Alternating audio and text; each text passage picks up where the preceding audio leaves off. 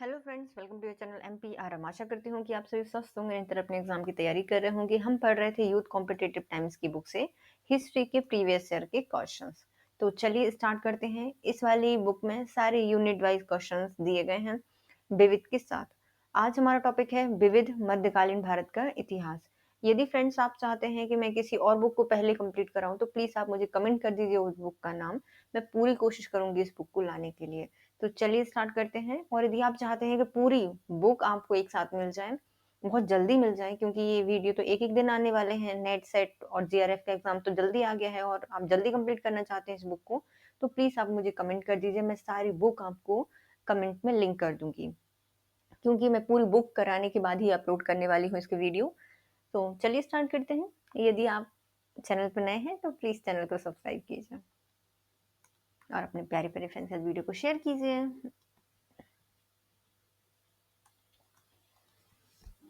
पहला क्वेश्चन क्या कह रहा है? विद्वान विद्या चक्रवर्तीन का संरक्षण कौन करता है?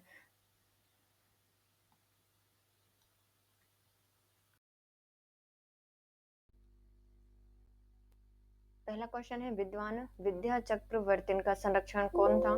तो इनको संरक्षण दिया गया है वीर बल्लाळ तृतीय के द्वारा।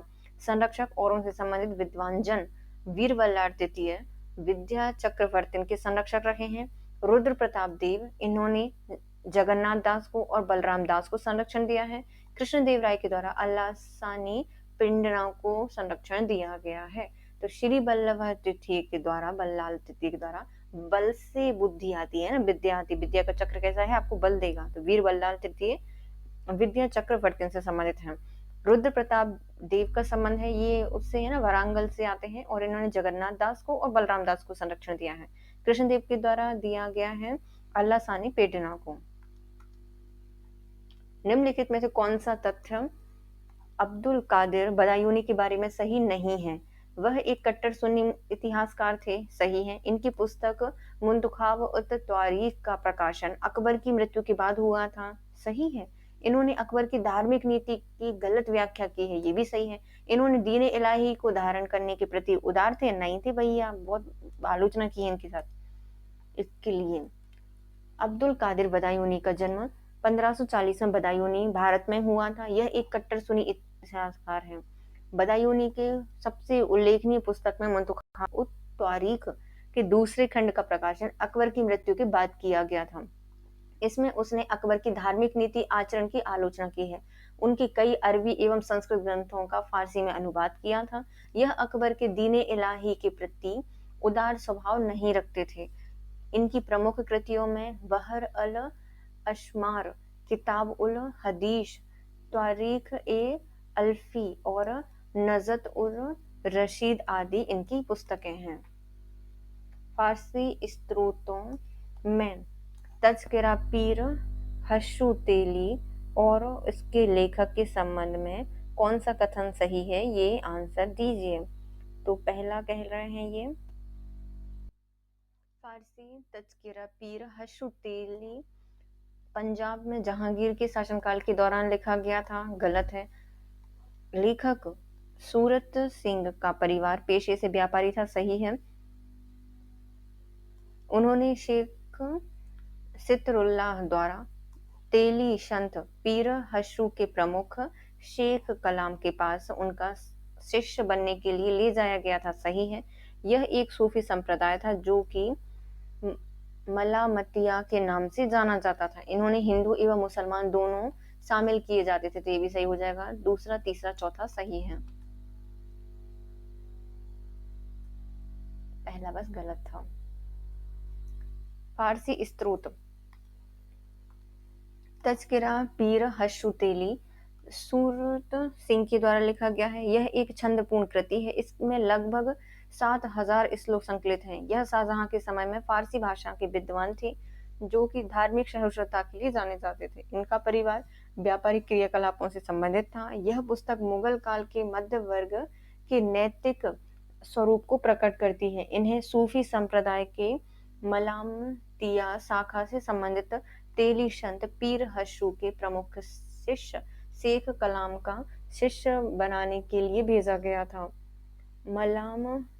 तिया शाखा एक धर्म सहिष्णु शाखा थी जिसमें हिंदू एवं मुसलमान दोनों वर्ग के लोग शामिल थे। बुरहानपुर शहर के संस्थापक नासिर खान किस वंश से थे? तो जो नासिर खान है इनका संबंध है खानदेश के फारूकी वंश से। बुरहानपुर शहर के संस्थापक नासिर खान खानदेश के फारूकी वंश के थे। ताप्ती नदी घाटी क्षेत्र में स्थित खानदेश स्वतंत्र मुस्लिम राज्य की स्थापना मलिक रजा फारूकी के द्वारा 1399 में की गई थी। मलिक रजा फारूकी के नाम पर इस वंश का नाम फारूकी वंश पड़ा है। इस वंश के अंग्रेज शासक नासिर खान ने असीरगढ़ किले पर विजय प्राप्त की थी। इन्हें अपनी राजधानी बनाया था। इन्होंने नई राजधानी बुरहानपुर की स्थापना की थी। असीरगढ़ का किला एक शक्तिशाली सैनिक अड्डा था। इस वंश का प्रसिद्ध शासक आदिल खान द्वितीय हैं। इन्होंने गुड़वाना गड़ा मंडला के हिंदू शासकों पर अपनी प्रभुसत्ता स्थापित की थी। इस वंश के सभी सुल्तानों ने खान की उपाधि धारण की थी, अतः फारूकी साम्राज्य को खानदेश या खानों का देश कहा जाता था। 1601 में मुगल सम्राट अकबर ने खानदेश को मुगल साम्राज्य में शामिल कर लिया था। सूची 1 को सूची 2 से मिलाइए। पहले आते हैं कबीर पर्ची पर्ची इनका संबंध है। ये कबीर की पर्चियां क्या होंगी? अनंत होंगी, तो अनंत दास के द्वारा इसको लिखा गया है। भक्तमाल का संबंध है नाभादास से। विज्ञान गीता केशव दास के द्वारा लिखी गई है। और भक्त विजय ये हैं महीपति। कौन है? महीपति का संबंध है भक्त विजय से। तो कबीर पर्ची ये अनंत दास है। कबीर की पर्ची अनंत है। भक्तमाल थोड़ी सी नब्बे तब मिलेगा तो नाभादास है। विज्ञान की गीता केशव दास के द्वारा लिखी गई है। भक्त की विजय होगी महीपति, महान पति की पति, महापति। 1623 से 24 में निम्नलिखित में किस यात्री ने काम्बे में परिंदे की अस्पताल देखा, जहां कुछ लंगड़े बीमार बिना जोड़ों वाले परिंदे और कुछ छोटे छोटे अनाज चूहे देखे। उन्होंने लिखा कि एक संभात सफेद दाढ़ी वाले बेहद बूढ़े इंसान इन्हें पेटी में रुई के बीच में रख रहा था। इसकी नाक पर ऐनक चढ़ा था और वह चिड़िया के या पंखों की सहायता से उन छोटे चूहों को दूध पिलाने की कोशिश कर रहा था, क्योंकि वे अभी इतने छोटे थे कि और कुछ नहीं खा सकते थे। और जैसे ही उसने कहा इनका इरादा यह है कि बड़ा होने पर वह उन्हें मुक्त कर देगा, फिर वे जहां चाहें वहां जाएं। ये किन के बारे में बात हो रही है? तो ये हो रही है पेट्रो डेला वेले के बारे में। पेट्रो डेला वेले के बारे में बात हो रही है। पेट्रो डेला वेले 1622 से 1626 तक इतालवी यात्री थे, जो कि 1622 में जहांगीर के काल में सूरत पहुंचे थे। इन्होंने भारत में तटीय क्षेत्रों की विस्तृत यात्रा की और अपनी यात्रा का वर्णन ग्रंथ में संकलित किया है। 1623 से 24 में कैम्बे की यात्रा के दौरान इन्होंने एक परिंदे का अस्पताल देखा, जहां पर अमीर मतलब जो बीमार है, बेचारे अमीर नहीं, बीमार पक्षियों के साथ अनाथ एवं नवजात चूहों को देखकर उनकी देखभाल एक संभावित बूढ़ा इंसान कर रहा था, जो उन्हें बड़े होने पर आजाद कर देगा ताकि वे स्वतंत्र विचरण कर सकें। इनकी प्रमुख कृतियों में the travel of Pietro della Valle in India, the pilgrim, the journey of Pietro della Valle इत्यादि हैं। मतलब इन्हें इनके बारे में ज्यादा कुछ लिखा है। सूची 1 को सूची 2 से मिलाइए। पहले आते हैं नाज़्मी ए अंजुम। नाज़्मी ए अंजुम का संबंध किससे है? तो इनका संबंध है हिंदू फलित ज्योतिषी से। और तुहफितुल हिंद का संबंध है हिंदू छंद शास्त्र एवं अलंकार से। दविस्तान ए मजाहिब का संबंध है भारत के विभिन्न धर्म एवं संप्रदाय से। राशिला मिकदारिया इनका संबंध है तात्कालिक मापतोल से संबंधित है। ये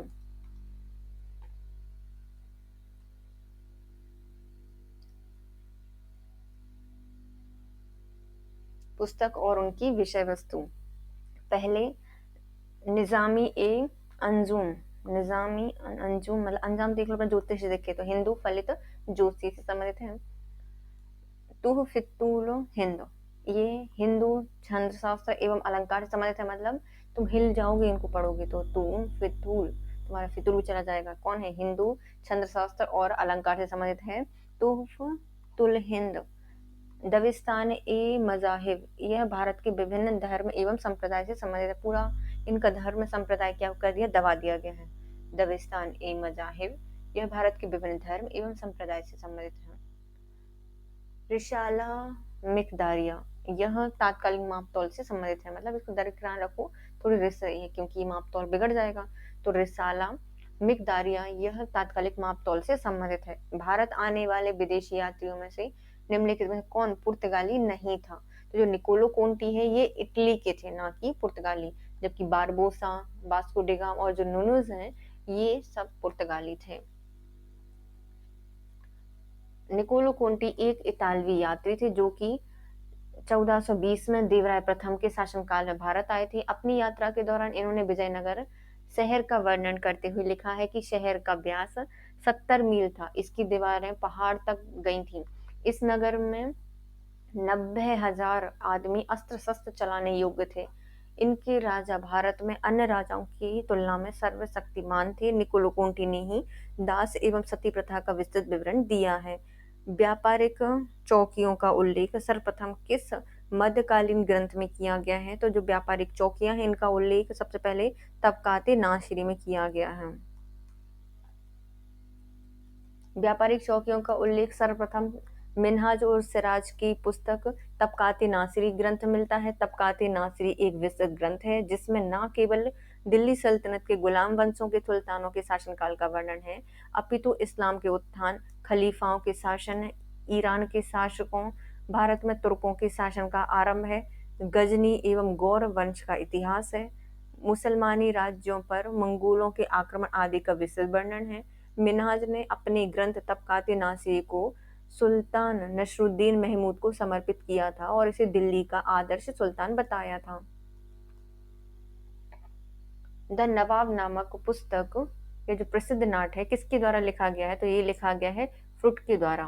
फुट उनको बोलते हैं फुट, जब द नवाब को जाकर बोलेंगे तो नवाब क्या बोलेंगे? जब फुट, तो फुट के द्वारा लिखा गया। द नवाब नामक जो प्रसिद्ध नाटक है वह फुट द्वारा लिखा गया है। फ्रांसिस्को पेलशेट एक डच फैक्टर या गुमास्ता थे जो कि जहांगीर के काल में भारत आए थे। यह आगरा में डच टकसाल के अध्यक्ष बने। अपनी यात्रा वृतांत में इन्होंने भारत में अनेक स्थानों की सामाजिक आर्थिक परिस्थितियों का रोचक वर्णन किया है। नेक्स्ट आते हैं फ्रांसिस वर्नियर। यह फ्रांसीसी यात्री थे जो कि पेशे से चिकित्सक थे। यह शाहजहां के शासनकाल के उत्तरार्ध में भारत आए थे। जिस समय यह भारत आए उस समय शाहजहां के पुत्रों के मध्य उत्तराधिकार का युद्ध चल रहा था। वह दारा शिकोह और औरंगजेब के बीच होने वाले उत्तराधिकार के युद्ध के साक्षी थे।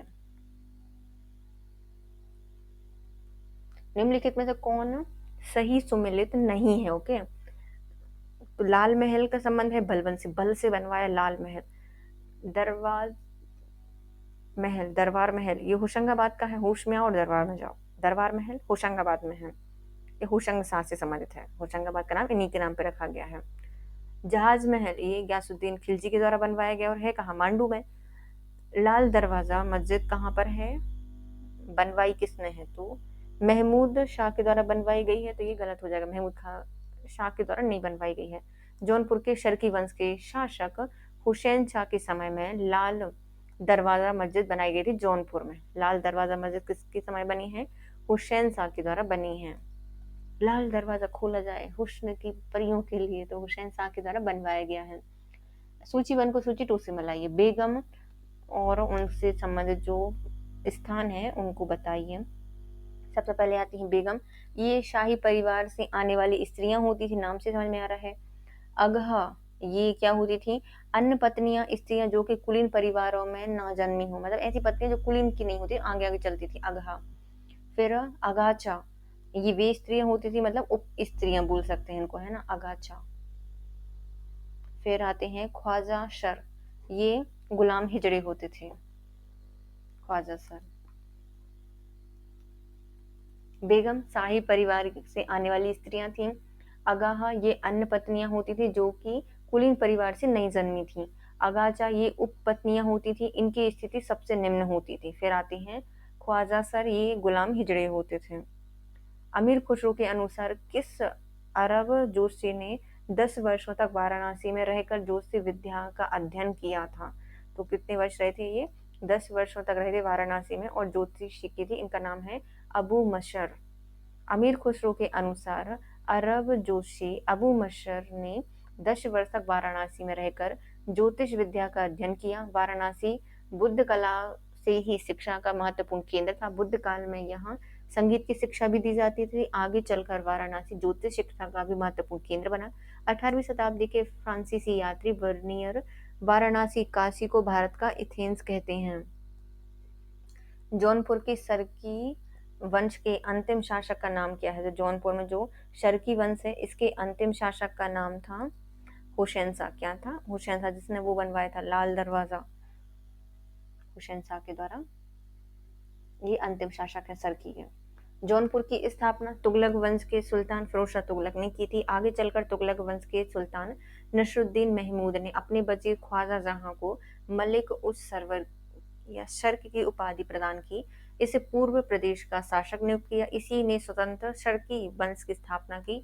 इसी वंश का सबसे महत्वपूर्ण शासक इब्राहिम शाह शर्की था। शर्की वंश का अंतिम शासक हुसैन शाह शर्की था, जिसे हराकर बहलोल लोधी ने जौनपुर को दिल्ली सल्तनत में मिला लिया था।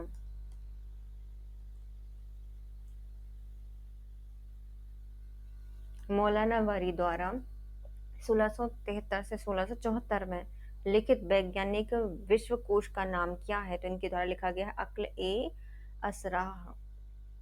अक्ल की राह पर बारीकी से जाओ। मौलाना बरारी ने 1673-74 में अक्ल ए असरार नामक वैज्ञानिक विश्वकोश तैयार किया है। सिस्टर्न गैस कृत फारसी अंग्रेजी कोश का आधार अबुल शहीद की पुस्तक फिरंग ए रशीदी है। अबुल शहीद की क्या है पुस्तक? फिरंग ए रशीदी। कुतुबन ने एक रहस्यात्मक प्रेमाख्यान के काव्य पुस्तक हिंदी में लिखी है, नाम बताइए उसका? तो मृगावती। कुतुबन के द्वारा मृगावती लिखी गई है। वृंदावन लाल शर्मा के द्वारा मृगनयनी लिखी गई है। मलिक मंजन के द्वारा मधुमालती की रचना की गई है और मुल्ला दाऊद के द्वारा चंद्रायन का लिखा गया है। दादा चंद्रायन में आते हैं, तो चंद्रायन लिखी गई है मुल्ला दाऊद के द्वारा।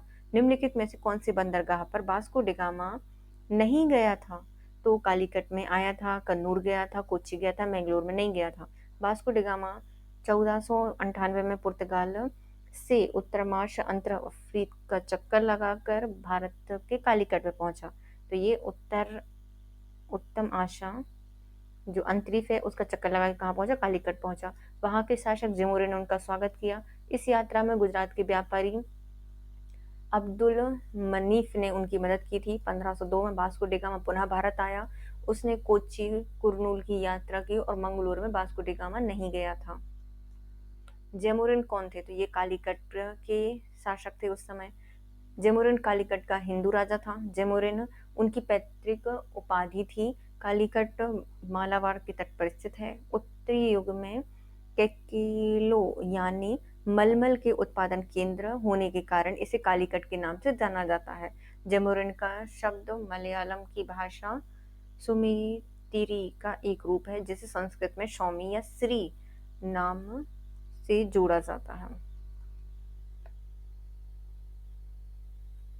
निम्नलिखित में कौन सा शासक है जो कि कश्मीर का अकबर कहलाता है? इनका नाम है जैन उल आवादीन। 1420 में कश्मीर के शासक अली शाह का भाई शाही खां जैन उल आवादीन के नाम से गद्दी पर बैठा। यह कश्मीर के एक महान शासक थे। धार्मिक दृष्टि से वह सहिष्णु शासक थे। इनकी धार्मिक उदारता के कारण बहुत से इतिहासकार इसे कश्मीर का अकबर कहते थे। इनके समय में कश्मीर की भौतिक एवं सांस्कृतिक क्षेत्रों में उल्लेखनीय प्रगति हुई है। अलाउद्दीन खिलजी की भांति इन्होंने भी कश्मीर में मूल्य नियंत्रण लागू किया था। इनके कारण ही इसे कश्मीर का अलाउद्दीन भी कहा जाता है। वह पहला शासक जिसने गैर मुसलमानों पर होने वाले जजिया कर को भी समाप्त किया था। निम्नलिखित विदेशी यात्रियों में से किसने जहांगीर के शासनकाल में भारत की यात्रा की थी? इनका नाम है फ्रांसिस्को पेलसट। इनके द्वारा जहांगीर के समय यात्रा की गई थी। फ्रांसिस्को पेलशट एक डच यात्री थे, डक से आए थे, जो कि जहांगीर के शासनकाल में भारत आए थे। इन्होंने उस समय की यात्रा विवरण को अपनी पुस्तक Jahangir India the Remonstrantie of Francisco Pelsaert में विवरण दिया है। The Remonstrantie of Francisco Pelsaert में इसका विवरण प्रस्तुत किया है। इसने भारतीय नगरों के उद्योग धंधों एवं व्यापारिक क्रियाकलाप, मुख्यतः गरम मसाले, नील व्यवसाय का वर्णन किया है। यह उस समय डच टकसाल का अध्यक्ष भी रहा था, जो आगरा में स्थित है। मुस्लिम सहयोगी सेनाओं द्वारा समर्थित पुर्तगालियों एवं गुजरात के बीच द्वीप का युद्ध कहाँ लड़ा गया था? तो ये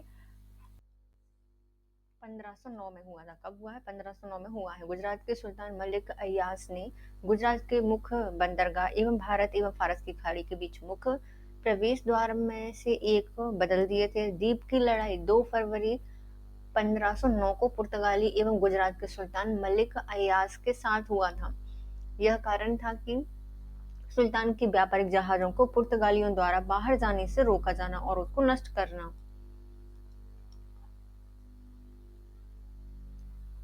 मलफूजात ए तिमूर किस भाषा में लिखी गई है? तो मलफूजात ए तिमूर लिखी गई है मंगोल भाषा में।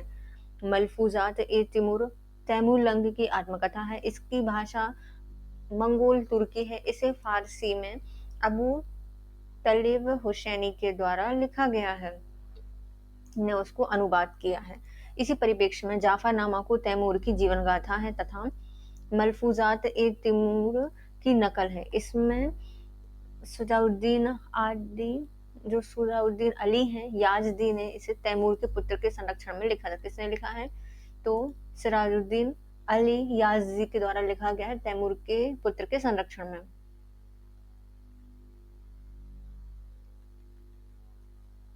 महाराणा अमर सिंह द्वितीय द्वारा मेवाड़ के प्रथम श्रेणी के सामंतों की कितनी संख्या निर्धारित की गई है? तो इनकी संख्या 16 थी। महाराणा जय सिंह की मृत्यु के बाद उनके पुत्र अमर सिंह सेकंड मालवा मतलब मेवाड़ के शासक बने। इन्होंने मेवाड़ के राजनीतिक नियमों एवं प्रबंधन के पालन के लिए अनेक नियमों का निर्माण किया था। अमर सिंह सेकंड ने राज्य में सामंतों के लिए भी नियम बनाकर जागीरें की श्रेणी 2 प्रकार की बनाई थी। इसमें प्रथम और द्वितीय श्रेणी के जागीरदारों का निर्धारण किया गया था।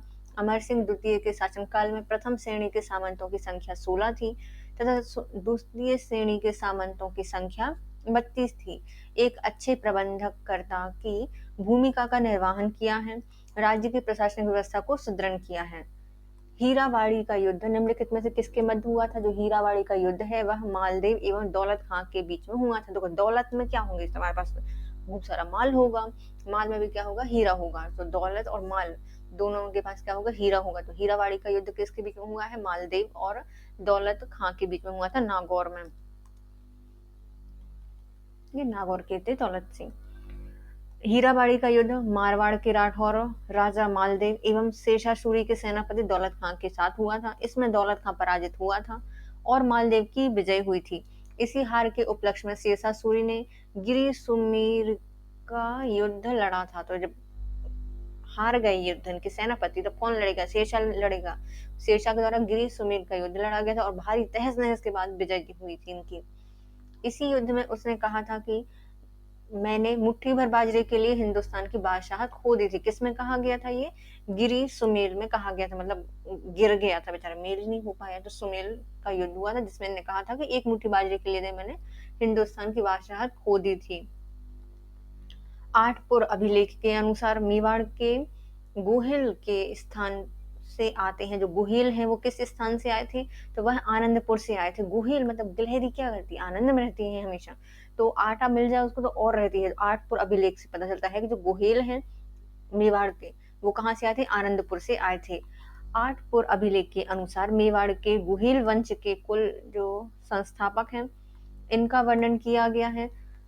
आनंदपुर विनिर्माण विप्र कुलानंद महिदेव इनके निहितार्थ यह हुआ है कि वंशोत्पत्ति आनंदपुर के ब्राह्मण परिवार में से लाई गई थी। अभिलेख में ब्रह्म क्षेत्र प्रस्थिति का दावा निहित है। सूर्यवंश सूर्य से उद्गम का दावा किया गया है। परंपरा अनुसार 10वीं सदी के उत्तरार्ध से 11वीं सदी के उत्तरार्ध तक गोपीनाथ शर्मा का मानना है कि गोहिल मुख्यतः आनंदपुर बड़नगर में रहने वाले थे, जो कि ब्राह्मणों के वंशज थे तथा यहीं से आकर मेवाड़ में राज्य स्थापित किया था। कहाँ से आए थे? आनंदपुर से ये आए थे। नेक्स्ट आता है निम्नलिखित में से ध्यान दीजिए और जो इनमें सुमिलित है हमें उस विकल्प को चुनना है। तो पहला आता है सीताराम भाट, इनका संबंध हो जाएगा जयवंश महाकाव्यम से, सही है। फिर लास्ट बोलता है जीवधर वीरची। जीवधर वीरची किसके द्वारा लिखी गई है? इसको लिखा है अमरसार के द्वारा। किसके द्वारा? अमरसार के द्वारा लिखा गया है। जीवन का सार क्या है? तो भैया जीव क्या है? विरची है। तो बस दोनों ही सही हो जाएंगे। सीताराम भाट, तो सीताराम की जयवंश महाकाव्यम लिखी गई है, तो सीता भाट के द्वारा जयवंश महाकाव्यम लिखा गया है। जीवधर विरचित ये लिखा गया है अमरसार के द्वारा। तो भैया जीवन का सार क्या है? जीवधर विरची है। ये दोनों सही हो जाएंगे।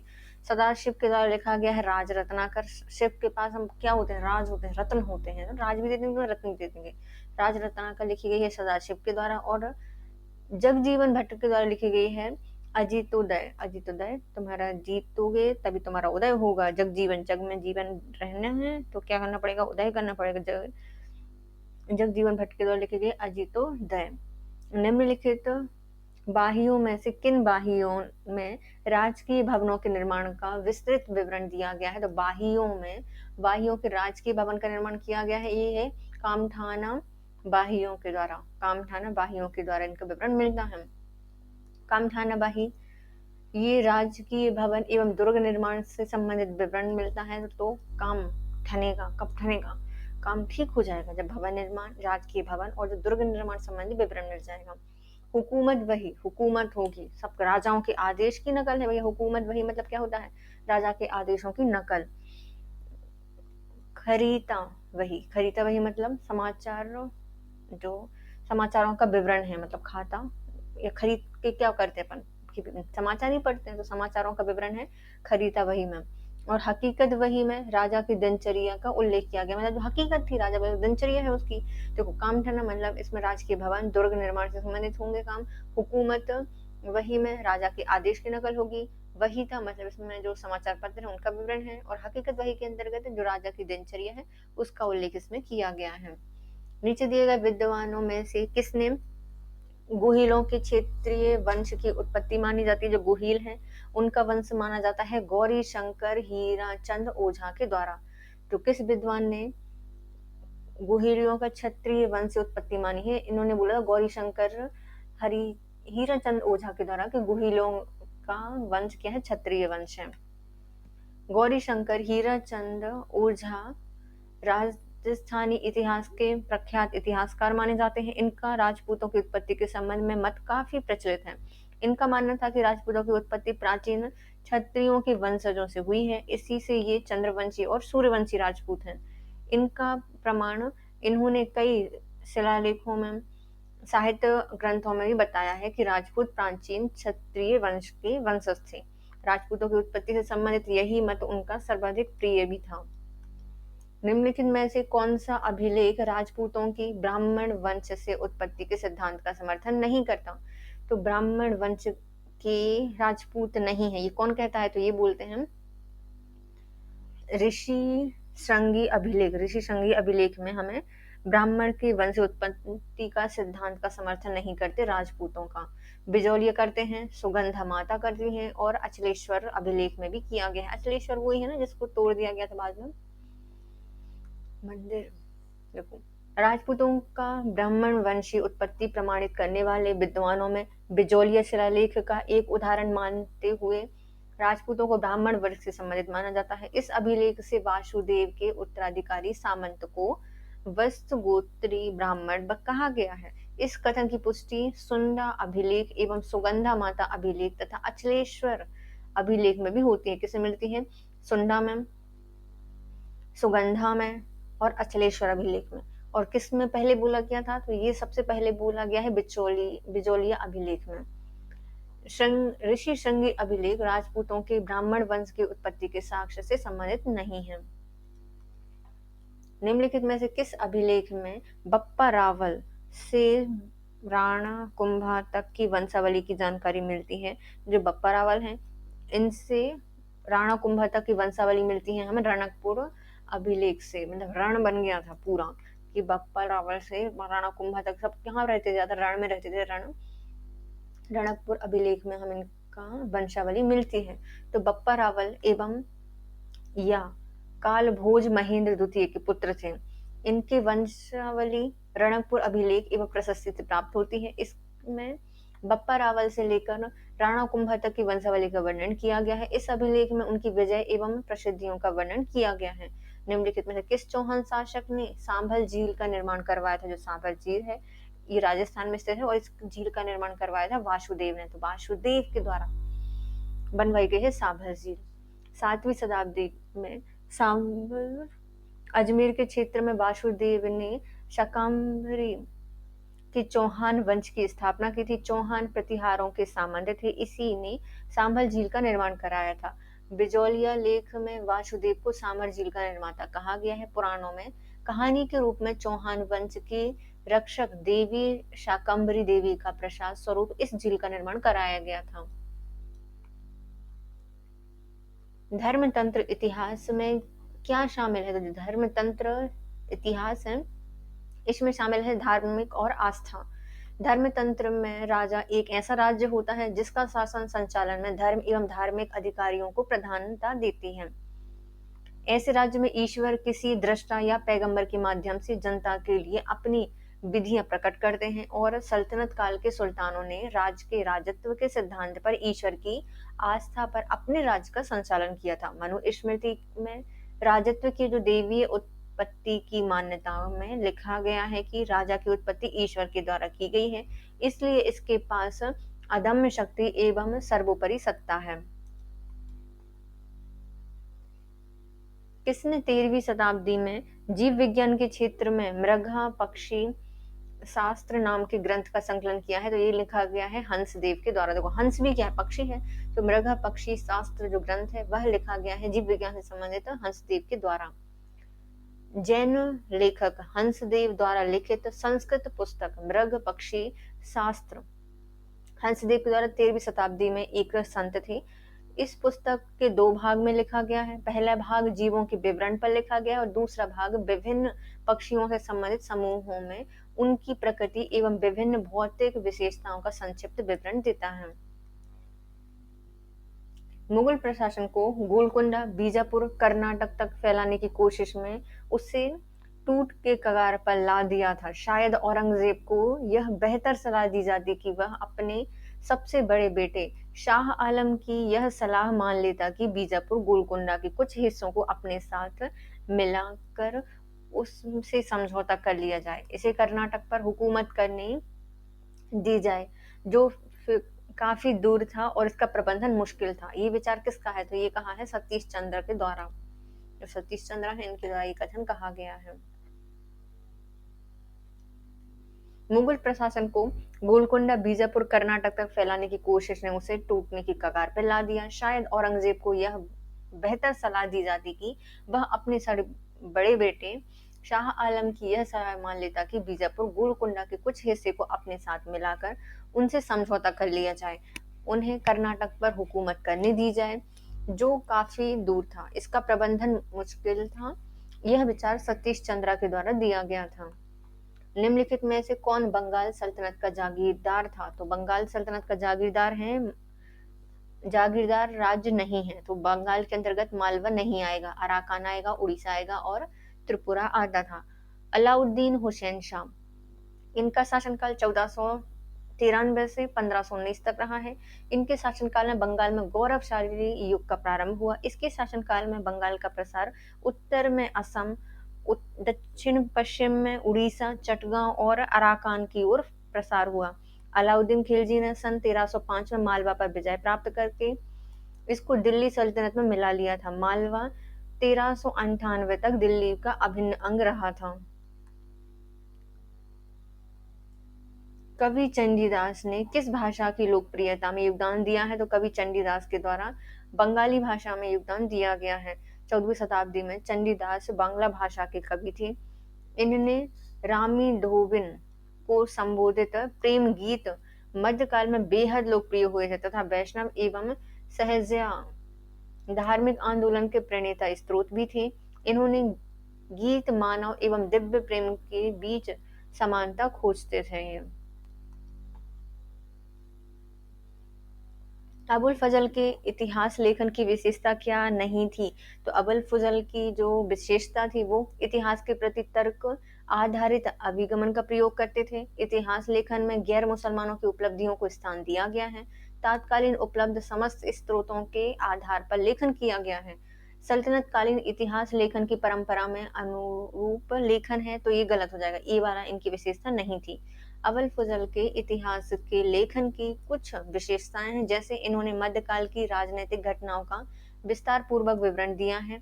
उनके तर्क के आधार पर अभिगमन का प्रयोग किया गया है। इतिहास लेखन में गैर मुसलमानों की उपलब्धियों को भी स्थान दिया गया है तथा उस समय के प्राप्त सभी स्रोतों के आधार पर इतिहास लेखन का कार्य किया गया है, जिसमें सल्तनत काल के स्रोतों के अनुरूप लेखन कार्य नहीं किया गया।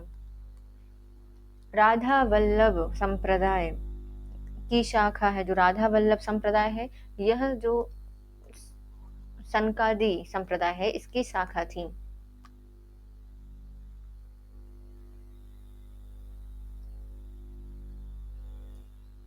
श्री हित हरिवंश के राधा वल्लभ संप्रदाय में राधा कृष्ण की युगल उपासना का प्रचलन था। यह संप्रदाय निम्बार्क की साधना पद्धति पर आधारित माना जाता है। भगवान राधा वल्लभ जी की उपासना और उनकी प्रेम भक्ति का ही उपदेश श्री हित हरिवंश ने दिया है। राधा वल्लभ संप्रदाय सनकादी संप्रदाय की एक शाखा थी। मध्यकालीन दक्षिण भारत में वारजीगिरी क्या थी? जो वारजीगिरी है वह एक गोरिल्ला युद्ध विधि थी।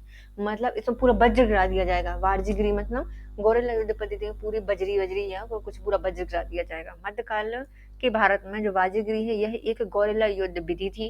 यह शब्द छापा मार के अर्थ में प्रयुक्त होता है। इस शब्द की उत्पत्ति स्पेनिश भाषा में हुई है, जिसका अर्थ होता है लघु युद्ध। चंडी दीवार की रचना किसने की है? जो चंडी दीवार है इसकी रचना गुरु गोविंद के द्वारा की गई है। गुरु गोविंद सिंह ने गुरु अर्जुन देव द्वारा संपादित आदि ग्रंथ साहब में अपने पिता गुरु तेग बहादुर के 116 पदों का समावेश किया है, लेकिन उनकी अपनी रचनाओं में जपजी साहिब, कृष्ण अवतार, पाखियान चरित्र, चंडी दीवार जैसी रचनाएं प्रमुख रही हैं। इस तरह गुरु गोविंद ने 16 रचनाओं का संकलन किया है। महाराष्ट्र के ऐसे संत जिन्हें भारत का पहला दलित कवि के रूप में जाना जाता है, इनका नाम है चोखामेला। महाराष्ट्र के प्रसिद्ध संत हैं चोखामेला। यह भारत के पहले दलित कवि के रूप में जाने जाते हैं। इन्हें कई अभंगों की रचना की है। इसके कारण इन्हें भारत का पहला दलित मल्हार जाति के महान कवि थे ये। जैन बैप्टिस्ट रेवनियर के बारे में निम्नलिखित कथनों में से कौन सा असत्य है ये बताइए। यह शाहजहां और औरंगजेब के शासनकाल में 6 बार भारत आए थे, सही है। इनकी कृति 1676 में 6 वाइजेस प्रकाशित हुई थी, जो कि अद्भुत सफलता मिली थी, जिसके लिए भी सही है। यह मूलतः एक डॉक्टर थे, नहीं थे, डॉक्टर नहीं थे, ये शायद कुछ तो थे, इंजीनियर होंगे। इनकी मृत्यु पेरिस में 1689 में हुई थी क्या? तो ये सही हो जाएगा, सी वाला गलत है। 7वीं शताब्दी में सर्वाधिक ख्याति प्राप्त यात्री जीन बैप्टिस्ट सेवनियर का जन्म 1605 में हुआ था। फ्रांस के पेरिस नगर में हुए थे। यह पेशे से जौहरी थे। शाहजहां के समय 1627 से 1658 तक रहे थे। औरंगजेब के समय 1658 से 1707 तक रहे थे। लगभग 6 बार इन्होंने भारत की यात्रा की है। इनकी कृति 1676 में द 6 वाइसेस प्रकाशित हुई थी, और जो कि अद्भुत इनमें सफलता प्राप्त हुई है इनको। शेरशाह सूरी के समय परगने के मुख्य अधिकारी होते थे। जो शेरशाह सूरी है इसके समय परगने के मुख्य अधिकारी होते थे सिकदार एवं मुंसिफ। सिकदार और मुंसिफ क्या होते थे? परगने के प्रमुख अधिकारी होते थे।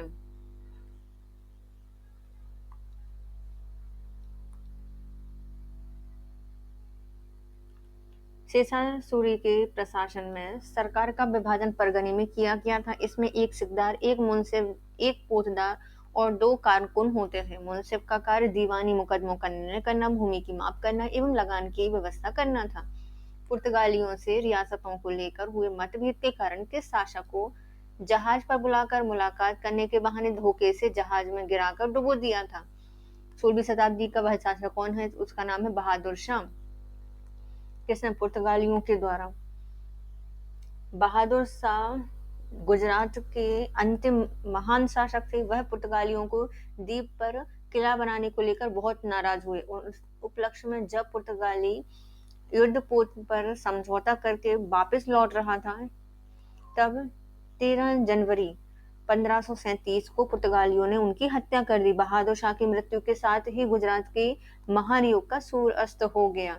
शेषा के अंतर्गत गुप्तचर विभाग का शीर्ष अधिकारी था वरीद ए मुमालिक। वरीद ए मुमालिक शेषा के अंतर्गत गुप्तचर विभाग का शीर्ष अधिकारी होता था। शिक्षाचारी एवं निरंकुश शासक के लिए एक संगठित गुप्तचर विभाग की नितांत आवश्यकता होती थी। शेषा ने गुप्तचर विभाग के महत्व को समझकर इसी व्यवस्था की ओर विशेष ध्यान दिया। वरीद ए मुमालिक का इसका शीर्ष अधिकारी था।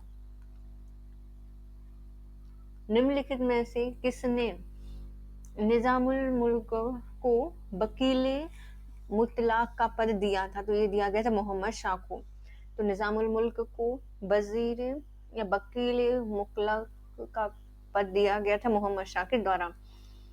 होशंगाबाद में स्वतंत्र असफ जाही वंश की स्थापना।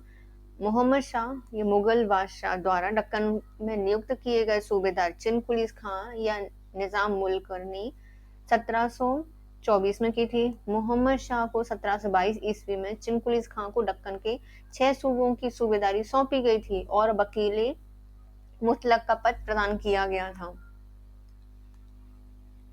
निम्नलिखित में से कौन सा युग्म सही है बताइए। पहले आता है, कौन से आते हैं? ए आते हैं फादर एंथनी मासेरात, ए अकबर के समय आए थे, तो यही सही हो जाएगा। मार्को पोलो आया था, यह मारवर्मन कुलशेखर के समय आया था। मार्को पोलो के समय आया था, मारवर्मन कुलशेखर के समय आया था। सर टॉमस रो जहांगीर के समय आया। फादर एंथनी मासेराइट ये अकबर के समय आए थे और ट्रेवनियर ये जहांगीर के समय, मतलब शाहजहां के समय आए थे। ट्रेवनियर कहाँ किसके समय आए थे? शाहजहां के समय आए हैं। मध्यकालीन भारत में सुल्तान की शक्तियों का मुख्य आधार क्या था? सुल्तान की शक्तियों का मुख्य आधार थी उनकी सेना, सैन्य पर आधारित थी ये।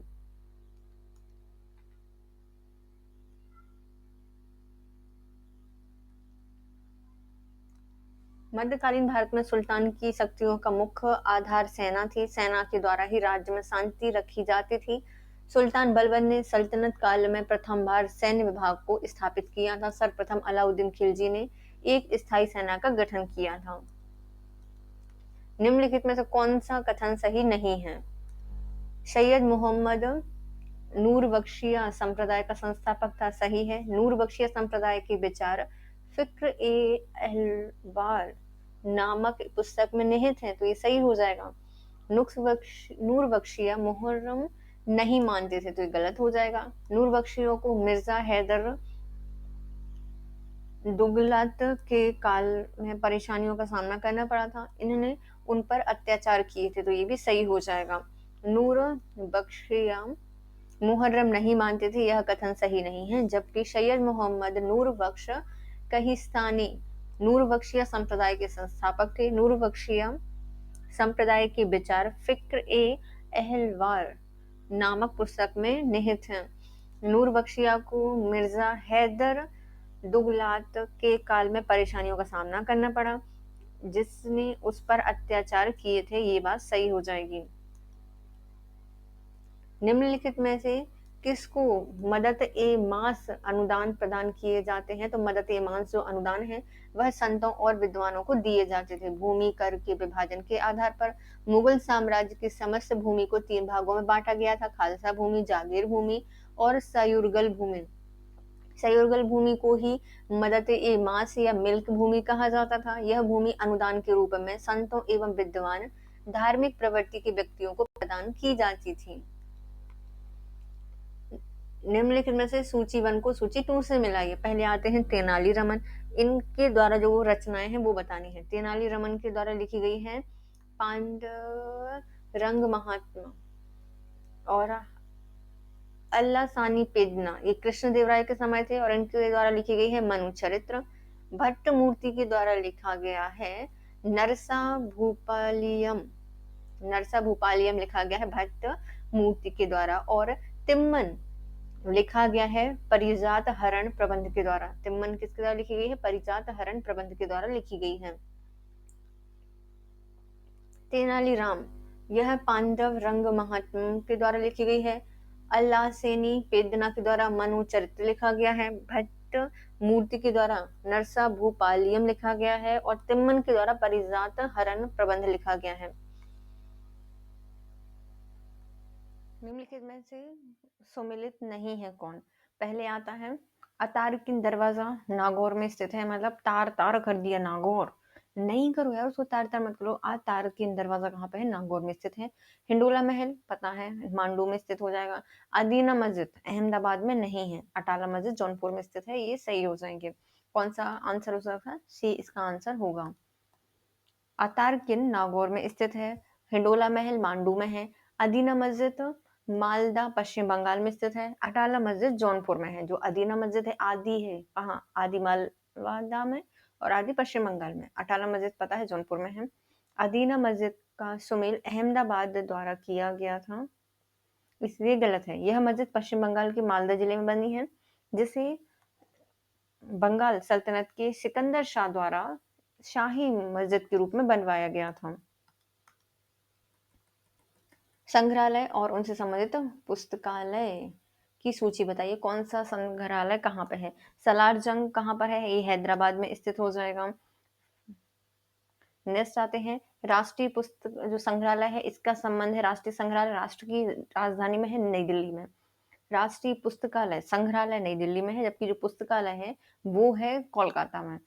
राष्ट्रीय अभिलेखागार का संबंध है नई दिल्ली से।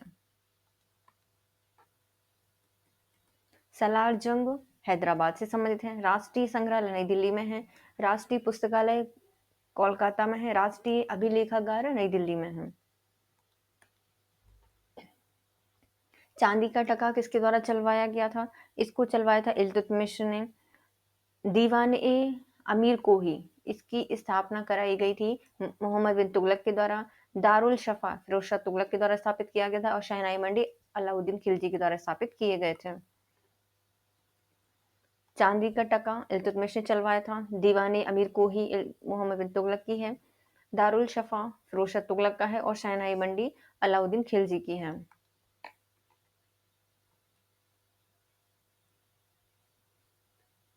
वहां पर किस यात्री का उस राजा के साथ सुयोग नहीं हो रहा है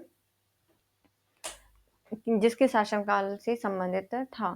तो ये निकोलो कोंटी देवराय प्रथम के समय आया था, सही हो जाएगा। दूसरा इब्न बतूता मोहम्मद बिन तुगलक के समय आया था, सही है। 1333 में अब्दुल रजाक देवराय द्वितीय के समय आया था, सही है। लेकिन जो निकोलस डाउनटन है ये अकबर के समय नहीं आया था, तो ये वाला इसका आंसर गलत हो जाएगा। निकोलो कोंटी 1220 मतलब 1420 से 1421 में आया था देवराय प्रथम के समय में। इब्न बतूता 1333 से 1347 तक रहा था मोहम्मद बिन तुगलक के समय। अब्दुल रजाक 1443 से 1444 तक इसके समय काल में आया था देवराय द्वितीय के समय। निकोलस डाउनटन यह 1614 से 1615 में आया था जहांगीर के समय। सूची 1 को सूची 2 से मिलाइए। होशंगाबाद का संबंध है, जो होशंगाबाद है इसका संबंध होता है हैदराबाद में है। होशंगाबाद नर्मदा नदी के तट पर संबंधित है। हम्पी तुंगभद्रा नदी के तट पर स्थित है, ये सही हो जाएगा।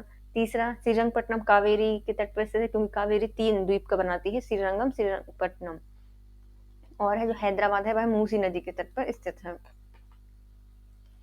तो होशंगाबाद नर्मदा नदी के तट पर स्थित है, हम्पी तुंगभद्रा की नदी के तट पर है, श्रीरंगपट्टनम कावेरी के तट पर है और हैदराबाद मूसी नदी के तट पर स्थित है।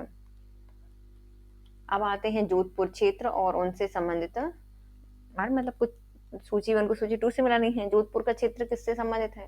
तो इसका संबंध हो जाएगा हड़ौती से। मतलब जोधपुर को ये तोड़ना है तो हथौड़ी लेके जाओ भाई, हथौड़ी से या हड़ौती से। जयपुर का संबंध है किससे? दुधानी से। जयपुर किससे संबंध है? दुधानी से। कोटा बूंदी, कोटा बूंदी का संबंध है मारवाड़ी से। कोटा में बहुत सारा माल रखा है, तो कोटा बूंदी संबंधित है मारवाड़ी। और मथुरा वरसाना ब्रजभाषा संबंधित है। जोधपुर क्षेत्र हड़ौती में संबंधित है। जयपुर दुधानी से संबंधित है। कोटा बूंदी मारवाड़ से संबंधित है। और मथुरा वरसाना ये ब्रजभाषा से संबंधित है। सूची 1 को सूची 2 से मिलाइए। पहले आते हैं हमारे पद्मावत, ये अवधी भाषा में लिखी गई थी, सूरसागर के द्वारा लिखी गई है ब्रजभाषा में। सूरसागर रामचरितमानस है, उसका लेखन अवधी भाषा में किया गया है, और जो विनय पत्रिका है उसको ब्रजभाषा में लिखा गया है।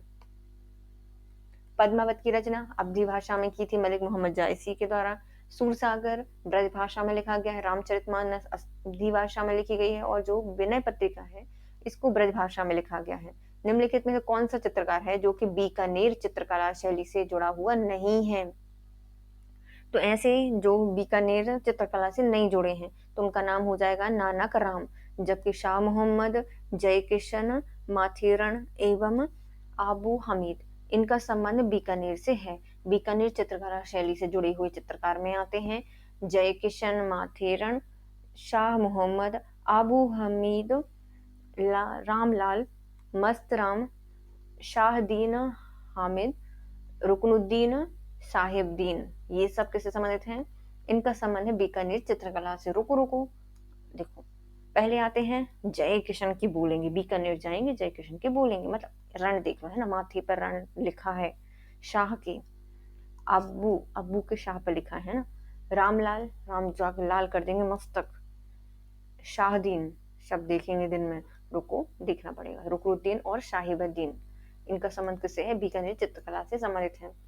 भारत की यात्रा करके जाने वाले निम्नलिखित में से दस्तावेज लेखक यात्रियों को कालानुक्रम में समायोजित कीजिए और इनके विकल्प में सही उत्तर चुनिए। मतलब कौन कब आया था इनको बताना है।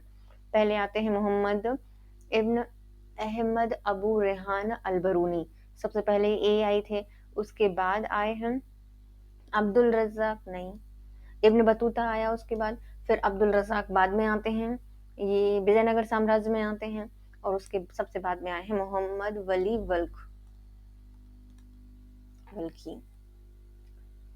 तो मोहम्मद इब्न अहमद अबू रेहान अल-बरूनी के समय, नहीं अल-बरूनी 998 को आया था मोहम्मद गजनवी के समय भारत में।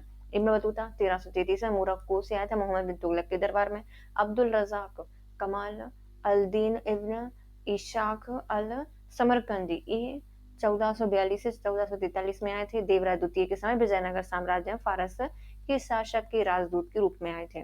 फिर आते हैं मोहम्मद वल्की 1626 से 1631 में आए, भारत तक रहे हैं ये, मतलब भारत में ही आए थे। चौहान की रणथंबोर शाखा का प्रवर्तक कौन थे? इनका नाम है गोविंदराज। जो रणथंबोर है उसकी शाखा के प्रवर्तक रहे हैं गोविंदराज। चौहानों की रणथंबोर शाखा के प्रवर्तक गोविंदराज थे। तराइन की दूसरा युद्ध 1192 के बाद गौरी ने अपनी अधीनता में गोविंदराज को अजमेर का शासक बनाया। अजमेर के चौहानों ने इसे अपना अपमान समझा, अतः गोविंदराज के चाचा हरिराज के नेतृत्व में चौहानों ने गोविंदराज पर आक्रमण किया। गोविंदराज भागकर रणथंबोर आया और यहाँ पर अपनी शक्ति विकास की।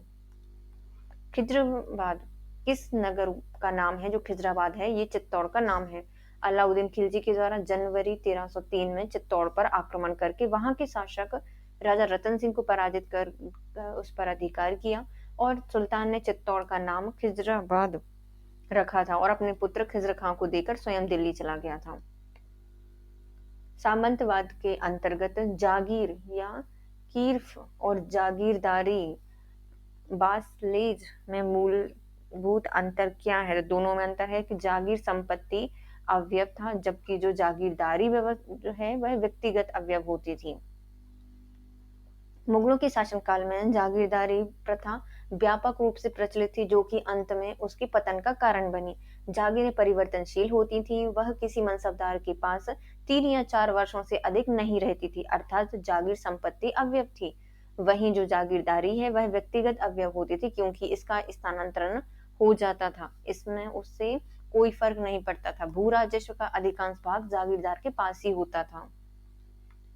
मध्यकालीन भारत के ऐतिहासिक स्रोत में चकला शब्द का प्रथम जो प्रयोग है किस अर्थ में किया जाता है? जो चकला है वह सूबा परगने के बीच की क्षेत्रीय इकाई होती है, जिससे अनिवार्यतः सरकार के समानार्थी नहीं है।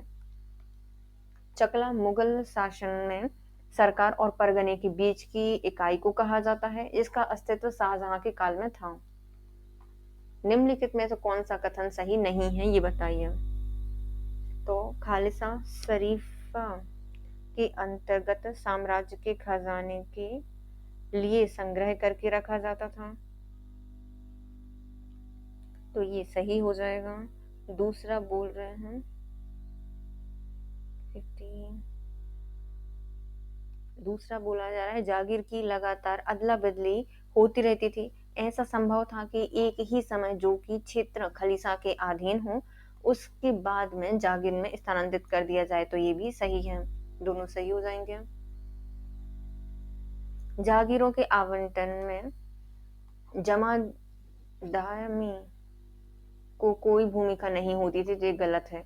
मनसबदारों को नगद वेतन के बदले जागीरें दी जाती थी, तो ये सही है।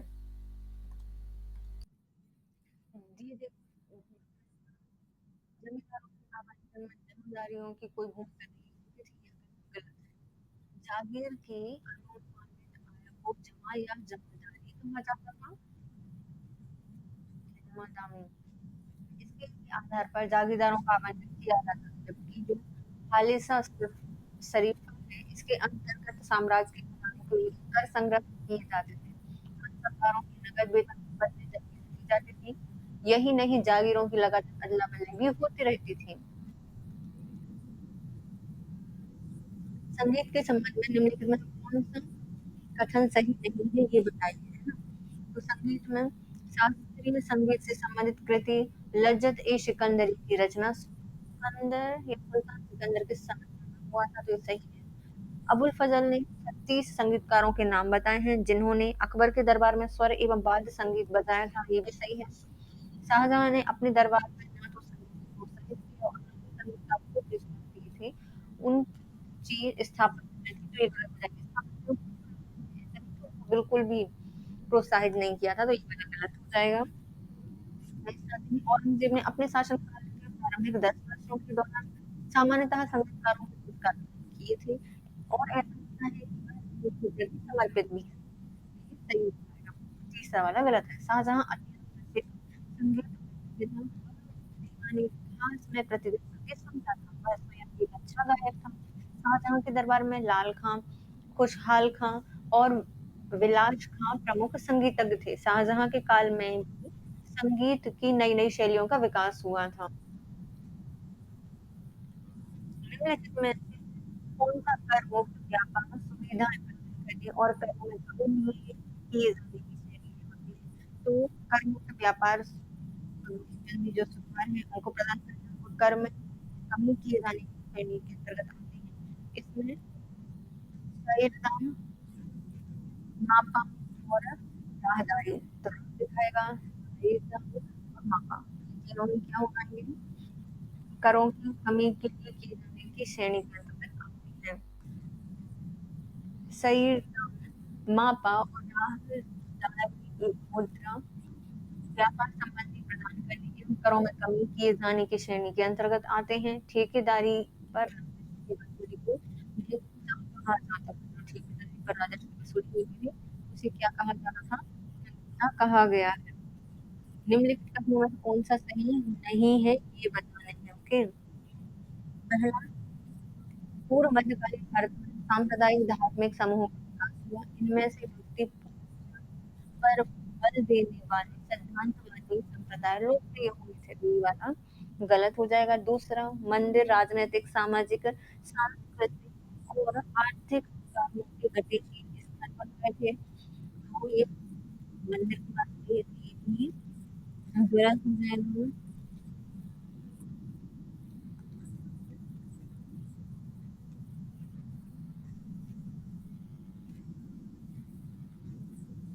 पूर्व मध्यकालीन जो सही कह रहे थे उनको दो भागों में विभाजित किया गया था। इसमें से एक वर्ग को प्रशासनिक स्थान और दूसरे वर्ग को वाणिज्यिक स्थानीय शहर दिए गए थे। तो ये सही हो जाएगा। और गलत। दूसरा, चूंकि मंदिर ने विभिन्न सामाजिक समूहों को आकृष्ट किया था, इस प्रकार इन्होंने अपने धर्म के पक्षधरों का समर्थन किया है। पहला और चौथा गलत है और तीसरा सही है। पूर्व मध्यकालीन भारत में सांप्रदायिक धार्मिक समूह का विकास हुआ था। इसमें भक्ति पूजा पर बल देने वाले सिद्धांतवादी संप्रदाय लोकप्रिय हुए थे। इस काल में मंदिर राजनीतिक, सामाजिक, सांस्कृतिक एवं आर्थिक कार्यों के गतिविधि स्थल बन गए थे। मंदिरों ने विभिन्न सामाजिक समूहों को किया था। इस प्रकार इन्होंने अपने नहीं है।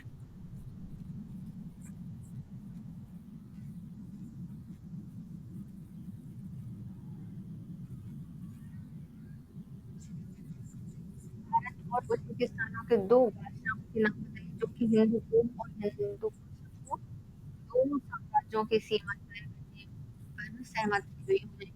अकबर और अब्दुल्ला शाह उज़्बेक। अकबर और अब्दुल्ला शाह उज़्बेक। सन 1583 में अब्दुल्ला खान उज़्बेक ने तैमूर शाहरुख मिर्जा से बल्ख छीन लिया और उसके बाद 1585 में बदशाह को भी जीत लिया। मिर्जा हाकिम की मृत्यु के बाद 1585 में अकबर ने काबुल को साम्राज्य में ले लिया। अब मुगल और उज़्बेक सीमा एक दूसरे से लगने लगी। अकबर ने अपनी हुक्मनामा के एक अपील को एक पत्र और मौखिक संदेश के साथ अब्दुल्ला के पास भेजा, जिसके पश्चात उसको दोनों राज्यों के मध्य की सीमा तय करने हेतु एक समझौता किया गया। कौन गए थे? हकीम हुकम गए थे। सिखों द्वारा मुफ्त रसोई या लंगर की अवधारणा कहाँ से अपनाई गई थी? ये सूफी दरगाहों से अपनाई गई थी। लंगर प्रथा लगभग 15वीं शताब्दी में शुरू की गई थी। श्री गुरु नानक देव के प्रवचन या धर्म संपर्क सूत्रों से स्पष्ट होता है कि वह भूमि पर बैठकर साथियों श्रद्धालुओं के साथ भोजन करते थे, किंतु गुरु रामदास जी ने लंगर की नियमित प्रथा शुरू की थी। लंगर एक जो मुक्त रसोई प्रथा है वह सिख गुरुओं ने सूफी दरगाहों और जो खानकाहों से अपनाई थी। निम्नलिखित में से कौन सा कथन सही है हमें ये बताने हैं। अगला कथन कहता है इब्न बतूता भारत में उत्पादित आम का बढ़ चढ़कर वर्णन करता है। सही है। वह गुठली बोकर उसके उत्पादन का उल्लेख भी करता है। ये भी सही है। इब्न बतूता उल्लेख करता है कि भारत में आम की कलम बांधने की प्रक्रिया थी। तो ये गलत हो जाएगा। अभी बोला पहला दूसरा मूरख हो गई याद। मोहम्मद बिन तुगलक के शासनकाल में भारत आया था। इसने भारत में उत्पादित आम का बढ़ चढ़कर वर्णन किया था। इसके अनुसार भारत में लोग कच्चे आम का अचार बनाते हैं और पके हुए आम को छीलकर और काट कर खाते हैं। इब्न बतूता आम की गुठली बोकर उसके उत्पादन का उल्लेख करता है। निम्नलिखित में से कौन से स्रोत हैं जो कि सिंध के इतिहास से संबंधित है? तो इसमें हो जाएगा तारीख ए तहीरी, उसकी तह पर रखी हुई थी सिंध की, तो तारीख तहीरी।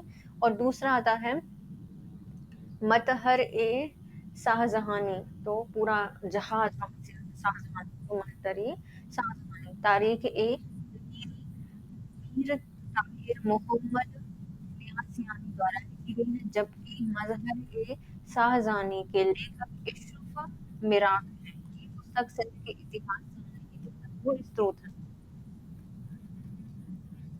18वीं शताब्दी के स्रोत और तुफात उल-हिंद, तुफात उल-हिंद किस बोली में विशाल शब्दावली दी गई है? तो यह अर्जुन की बोली में विशाल शब्दावली दी गई है। मिर्जा खान द्वारा रचित तुफात उल-हिंद मध्यकालीन अत्यंत प्रसिद्ध कोश और इस पुस्तक में ब्रज की स्थिति का उल्लेख किया गया है। 18वीं सदी में रचित इस पुस्तक में ब्रजभाषा की शब्दावलियों का संग्रह मिलता है। सूची 1 को सूची 2 से मिलाइए। मलिक सरोवर का संबंध किससे है? मलिक सरोवर इनका संबंध था जौनपुर सल्तनत से। जाफर खां का संबंध रहा है गुजरात सल्तनत से। दिलावर खां गौरी का संबंध है मालवा सल्तनत से और अलाउद्दीन हाशमी का संबंध है बहमनी साम्राज्य से। तो मलिक सरोवर मलिक जौन जान मालिक में जौनपुर से मिले थे जाफर तो फरार हो जाते थे तो जाफर खान का संबंध है गुजरात सल्तनत से। फिर आते हैं दिलावर खान दिल है भैया हमारे मालवा में मध्य प्रदेश में हमें क्या उनका दिल बसता है दिलावर खान मालवा सल्तनत से संबंधित है। फिर आते हैं अलाउद्दीन मिशन तो वहाँ के दिया होता कमाना तो अलाउद्दीन मिशन साम्राज्य से। ताप्ती नदी के किनारे लगभग 1400 ईस्वी में बुरहानपुर के शहर की स्थापना किसने की थी? नासिर खां द्वारा की गई थी। नासिर खां फारूकी के द्वारा बुरहानपुर हैरान मूवमेंट की नासिर नासिर खां फारूकी नाम मुश्किल का नाम थे बुरहान हैरान हैरान हैरान पुरुष बुरहानपुर मध्य प्रदेश में ताप्ती नदी के किनारे पर स्थित है। खानदेश का एक प्रख्यात नगर इसकी स्थापना 1500 ईस्वी में फारूकीगंज के सुल्तान नासिर खां फारूकी के द्वारा की गई थी। अकबर ने 1599 में बुरहानपुर का इनकार कर दिया। 1601 में खानदेश को मुगल साम्राज्य में मिला लिया गया। बुरहानपुर खानदेश की राजधानी था और 1631 में इसी स्थान पर मुमताज महल की मृत्यु हुई थी। सिराज ऑफ द ईस्ट किस शहर को कहा जाता है? तो ये कहा जाता है जौनपुर। 1394 में फिरोजशा तुगलक के एक सरदार मलिक सफर जो कि हिजड़े थे इन्होंने जोधपुर में एक स्वतंत्र सल्तनत की स्थापना की जिसकी उपाधि मलिक उस शर्फ जो कि पूर्व का सूफी कहा जाता था। उनकी साहित्यिक एवं कलात्मक प्रगति के कारण जोधपुर को भारत का सिराज कहा जाता था। सूची वन को सूची टू से बताइए। आते हैं शहर किससे संबंधित है वो। तुगलकाबाद की स्थापना की गई है तुगलक के द्वारा। आदिलाबाद की स्थापना की गई है दिल्ली मोहम्मद तुगलक के द्वारा। फिरोजाबाद की स्थापना की गई है फिरोज शा तुगलक के द्वारा और हैदराबाद है इसकी स्थापना की गई थी अलाउद्दीन खिलजी के द्वारा। तुगलकाबाद गए थे और तुगलकाबाद गयासुद्दीन तुगलक ने बनाया गया है। आदिलाबाद दिल एमपीटी ने जीत ही लिया था मोहम्मद तुगलक आदिलाबाद इस वजह से फिरोजाबाद तुगलक का है फिरोजाबाद अलाउद्दीन खिलजी का शहर था। निम्नलिखित में से कौन सा राष्ट्रीय अनुदान धार्मिक बुद्धिजीवियों को नहीं दिया जाता था? तो ऐसा अनुदान जो धार्मिक बुद्धिजीवियों को नहीं दिया जाएगा उसे कहा जाएगा औकाफ। औकाफ नहीं दिया जाता था।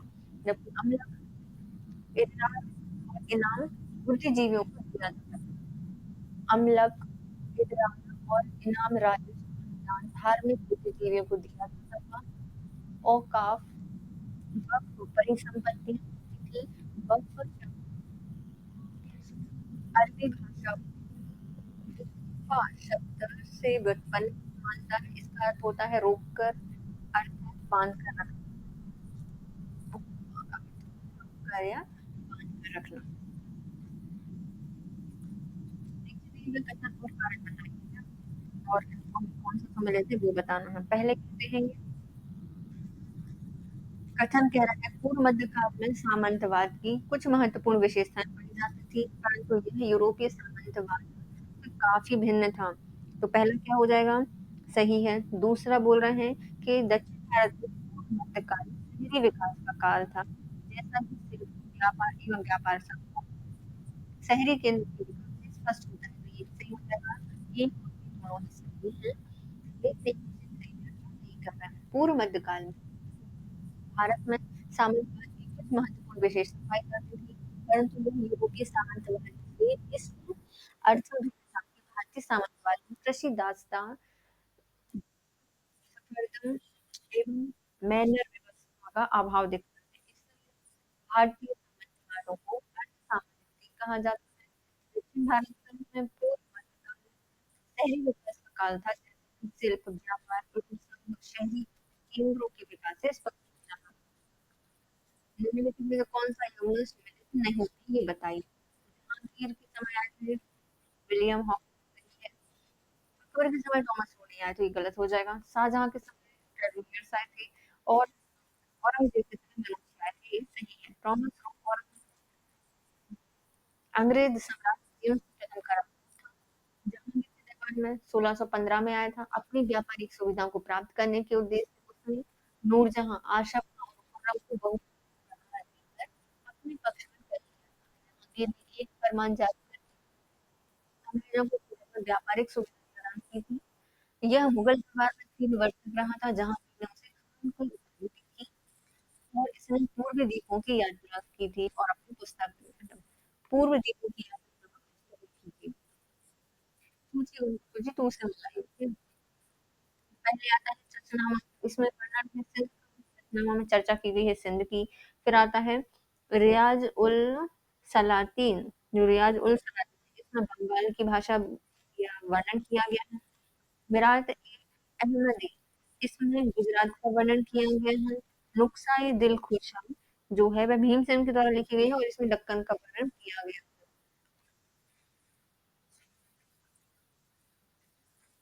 अभी भी आप दक्कन फाइल और दिल खुश हो जाए।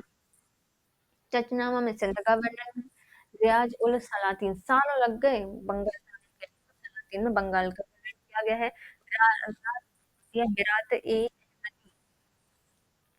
गुजरात का वर्णन है और नुक्साई दिल खुशा यह दक्कन से संबंधित है। किस फारसी पुस्तक में कपास धुलने का प्रारंभिक साहित्यिक संदर्भ मिलता है तो ये हो जाएगा कवास लेक्सी कवास लेक्सिकन के द्वारा कपास से जुड़े की छवि का प्रारंभिक साहित्यिक संदर्भ मिलता है। फारसी पुस्तक कवास लेक्सिकन में कपास चूने की छाप का प्रारंभिक साहित्यिक संदर्भ मिलता है।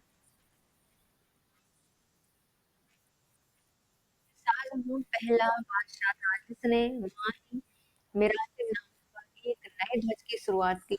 इसे किसी व्यक्ति को प्रदत्त सर्वोच्च सम्मान माना जाता था। शाहजहां से पहले कौन सा ऐसा भारतीय शासक था जिसने प्रदान किया है? तो ये हो जाएंगे दिल्ली के सुल्तान के द्वारा।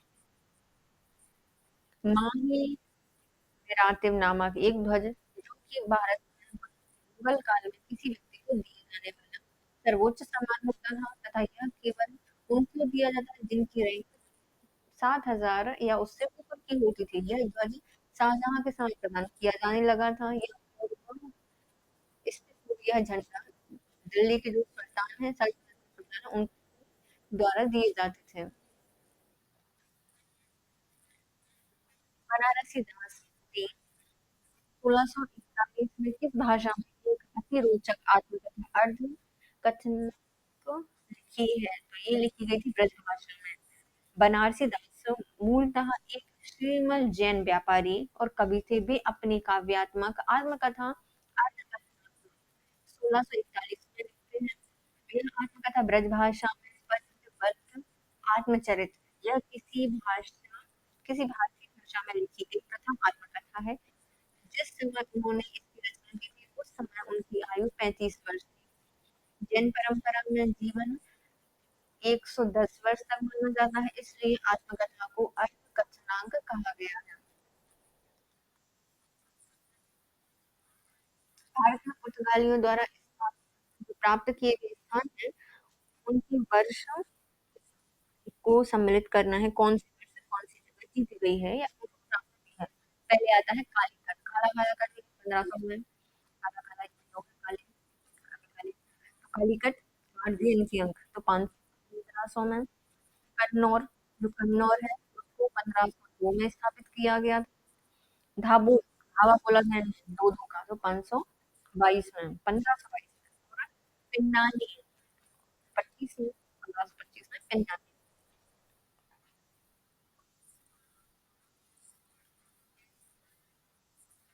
कालीकट 1500 से समर्थ है। कन्नौर 1502 में। दाभोल हल्दिया 1522 और पिन्नानी 1530 से समर्थित है। भारत में किस उत्पाद की शुरुआत पुर्तगालियों द्वारा नहीं की गई थी? तो पुर्तगाली तंबाकू लेकर आए थे। काजू लाए थे, अनानास लाए थे, लेकिन पान तो पान का उद्भव दक्षिण पूर्व एशिया का मलाया द्वीप के अनेक नाम हैं, जिसमें तांबुल, नागवली, नागवली दन एवं तंबूली, पर्ण, नागरवेल आदि इसको कहा जाता है। लेकिन कौन सा पहले नहीं ये बताइए। पहले घटना और उससे संबंधित वर्ष बताइए। सुल्तान जलालुद्दीन खिलजी की हत्या हुई थी 1296 में, सही है। दूसरा, खिज्र खान ने दिल्ली का सिंहासन 1414 में, ये भी सही हो जाएगा। सिकंदर लोदी ने एक नए शहर आगरा की स्थापना 1504 में की थी, ये सही है। कन्नौज का युद्ध 1530 में नहीं हुआ, 1540 में हुआ था, ये गलत हो जाएगा। कन्नौज का विराम युद्ध 1540 में शेरशाह सूरी, जो मुगल शासक है, हुमायूं के बीच में लड़ा गया था। इसी युद्ध में हुमायूं को परास्त करने के पश्चात शेरशाह ने आगरा, दिल्ली, संभल, गुजरात, जो ग्वालियर है, लाहौर है, उस पर अपना अधिकार कर लिया। हुमायूं को भारत से बाहर खदेड़ दिया गया था, तुरंत भारत पर अफगान साम्राज्य फिर से खिलजी की हत्या कर दी थी। बेचारे को बुलाया बाहर और जला दिया, छोड़ दिया जल। 96 में खिलजी की हत्या की गई। फिर आते हैं खिजर खान ने दिल्ली का सिंहासन ग्रहण किया था 1414 में, जाके चार चार बार बैठ गए थे खिजर खान। फिर आते हैं सिकंदर लोधी ने एक नया शहर बनाया था आगरा 1504 में। चारों तरफ से देखा जा सकता था 1504 में व्यवस्थित की। ठीक है, तो क्या उसका सही है, बताइए। सबसे पहले आते हैं मलिक छज्जू का मलिक छज्जू का ग्रुप सबसे पहले किया गया। फिर बाजार नियंत्रण व्यवस्था स्थापित हुई है। उसके बाद सांकेतिक मुद्रा स्थापित की गई। और फिर आना है तैमूर का आक्रमण। तो पहले देखो मलिक छज्जू छिछोली वाली हरकतें करेंगे, बाजार नियंत्रण के लिए सांकेतिक मुद्रा चाल और अच्छे से नियंत्रण करेंगे, और फिर तैमूर लंग मिलेंगे, तैमूर लंग का आक्रमण। बाजार नियंत्रण से सांकेतिक मुद्रा से क्या हुआ? पैसे आ गए, तो कौन आ गया? मलिक छज्जू के द्वारा विद्रोह किए गए 1290 में। बाजार नियंत्रण व्यवस्था 1296 से 1316 तक चलाई गई थी। सांकेतिक मुद्रा ये 1329 से 1330 तक चलाई गई, और फिर हमें तैमूर का आक्रमण ये 1398 में हुआ था। तैमूर का आक्रमण कब हुआ? 1398 में हुआ था। नेक्स्ट आते हैं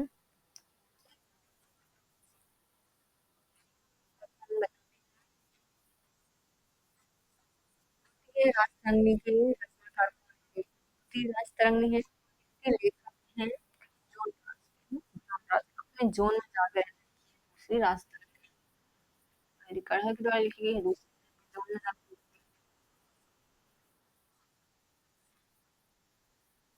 जोनराज 15वीं सदी के एक कश्मीरी इतिहासकार और संस्कृत कवि थे। इन्होंने दुनिया नामक इतिहास ग्रंथ लिखा है, जिसमें इन्होंने कल्हड़ की राजधानी की राजधानी 1149 को एक वृत्तांत जारी किया था। इसने समकालीन सुल्तान जैनुल आबदीन तक का वर्णन किया है, लेकिन जॉनराज इनके शासनकाल का पूरा वृत्तांत नहीं लिख सके, क्योंकि इनके शासनकाल में 30 वर्ष में जॉनराज का देहांत हो गया था। इनके पुत्र श्री रवि आगे का वृत्तांत लिखा है, उनकी तृतीय राजधानी 1469 से 1486 तक के बारे में। चित्रकला का कांगड़ा शैली के मुख्य विषय क्या था? कला का जो कांगड़ा शैली का मुख्य विषय था, उसमें इसमें राधा कृष्ण, नायिका भेद, शिव पार्वती और संयोग वियोग सभी लिए गए हैं। भारतीय चित्रकला के इतिहास में मध्य युग में विकसित पहाड़ी शैली के अंतर्गत कांगड़ा शैली का विशेष स्थान रहा है। यह शैली राजपूत राजवंशों, मुख्यतः कचोट राजवंश के समय विकसित हुई थी। कांगड़ा शैली में पौराणिक कथाओं के चित्र, जिसमें राधा कृष्ण, शिव पार्वती, रीति काल के नायक नायिका, नारी सौंदर्य, संयोग वियोग आदि चित्रों की प्रधानता थी। कांगड़ा शैली में नारी आकृतियों को प्रभावशाली एवं आदर्श रूप में चित्रित किया गया है, तथा गौण रूप में व्यक्ति चरित्रों की प्रधानता थी। सूची 1 को सूची 2 से मिलाइए। कलाकार और उनसे संबंधित उनकी उपाधियां बताइए। तो पहले आते हैं हमारी अबुल समद। अबुल समद को दी गई थी सीरी कलम की उपाधि। फिर अबुल हसन, इनको दी गई है नादिर उज जमा की उपाधि। अबुल हसन को नादिर उज जमा की उपाधि दी गई है। नेक्स्ट आते हैं कश्मीर के मोहम्मद हुसैन, इनको दी गई है जरी कलम की उपाधि। और उस्ताद मंसूर को दी गई है नादिर अल अस्त्र की उपाधि। अबुल समद मतलब अबुल का जो समुद्र है वह सीसी में भरा नहीं जा सकता, तो इनको सीरी कलम की उपाधि से नवाजा गया है। फिर आते हैं अबुल हसन, इनका हुस्न से जमा लग जाता है ना, जाम लगता है। नादिर उल जमा इनकी उपाधि है। कश्मीर के मोहम्मद हुसैन को दी गई है जरी कलम की उपाधि। और जो हसन मंसूर है इनको दी गई है नादिर उल अस्त्र की उपाधि। सूची 1 को सूची 2 से संबंधित कीजिए। राजस्व और उनके आधुनिक अर्थ। कौन सा राजस्व क्या है और उसके अर्थ क्या है वो बताने हैं। अलख, पहला है अखल। अखल का संबंध किससे है? तो अखल का संबंध हो जाता है बंजर भूमि से, मतलब जिस पर हल नहीं चलेगा तो वो क्या हो जाएगी? अखल हो जाएगी। तो बंजर भूमि होती थी। बूद ओ नाबूद, बूद ओ नाबूद, इसका संबंध है कृषित एवं आकृषित भूमि से। मतलब बूंद है तो मतलब कृषि होगी, पानी है। अब नाबूंद है, नहीं है भूमि, मतलब आकृषित भूमि। इजरारात, इजरारात का संबंध है किससे? कर मुक्त भूमि अनुदान से भिन्न वजीफा। तो कर मुक्त भूमि होती थी, मतलब इसमें रात दिन कुछ भी काम करो तुम्हें कुछ तो मिलने वाला नहीं है, तो भूमि अनुदान से भिन्न वजीफा होता था ये। इमलाक, इमलाक का संबंध है राजा से प्राप्त अनुदान द्वारा धारित कर मुक्त भूमि से। राजा से प्राप्त जो अनुदान द्वारा धारित कर मुक्त भूमि होती थी उसे इमलाक कहा गया है।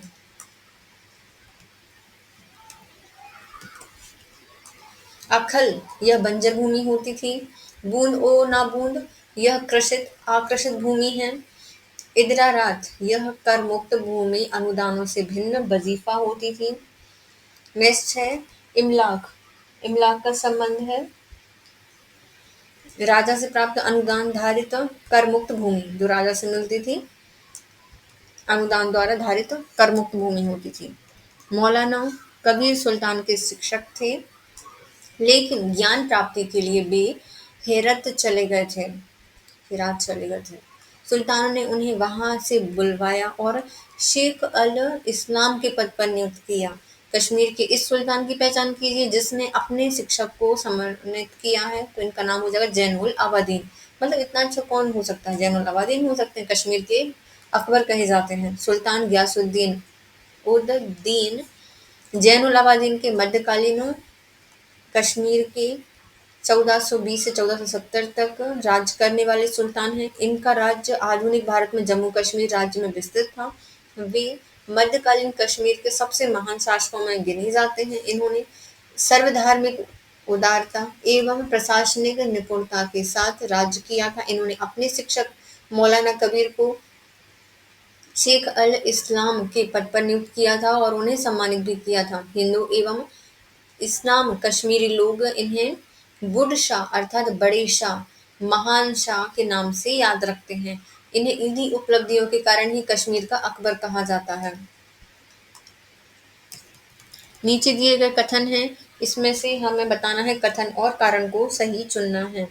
पहला कथन क्या बोल रहा है?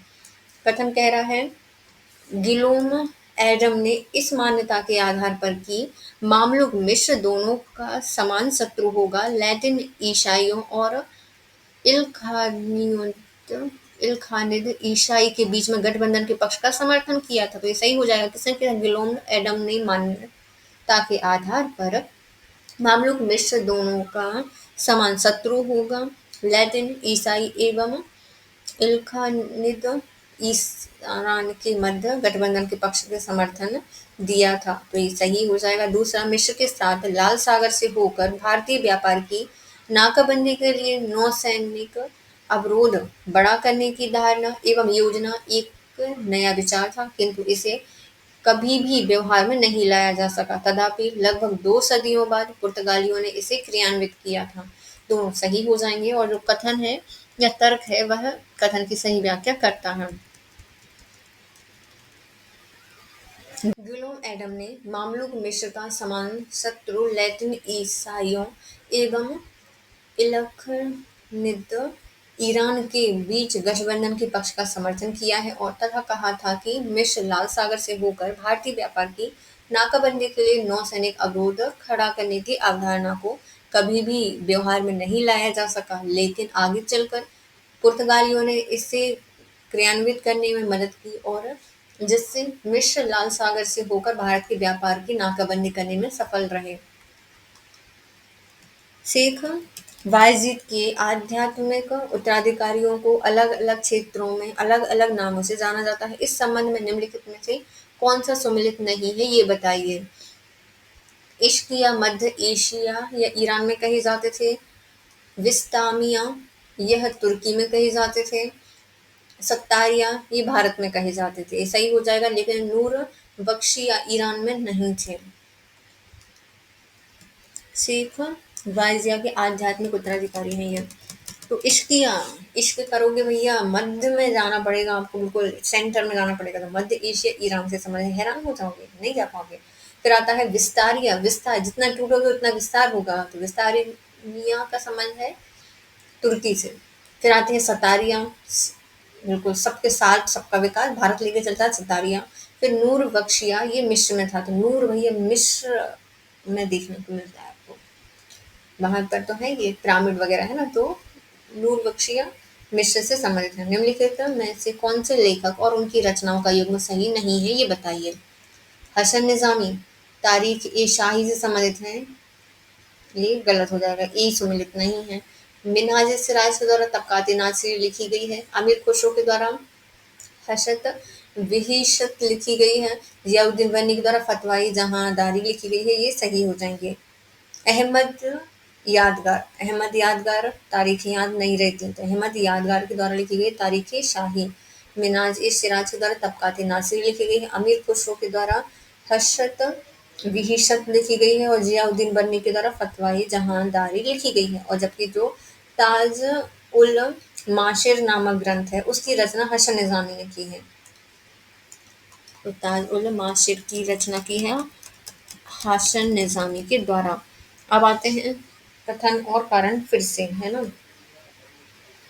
ये कौन सा क्वेश्चन है, 97वां है।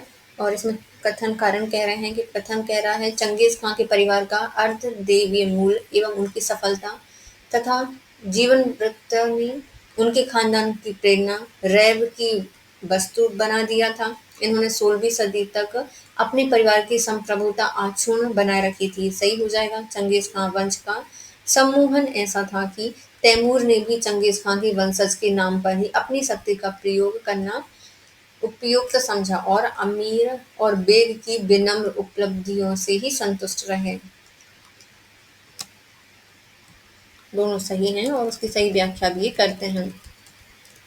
चंगेज खान एक मंगोल शासक था जिसने मंगोल साम्राज्य के विस्तार में एक अहम भूमिका निभाई थी। वह पूर्वोत्तर एशिया में कई घुमंतु जनजातियों को एकजुट करने की सत्ता में आया।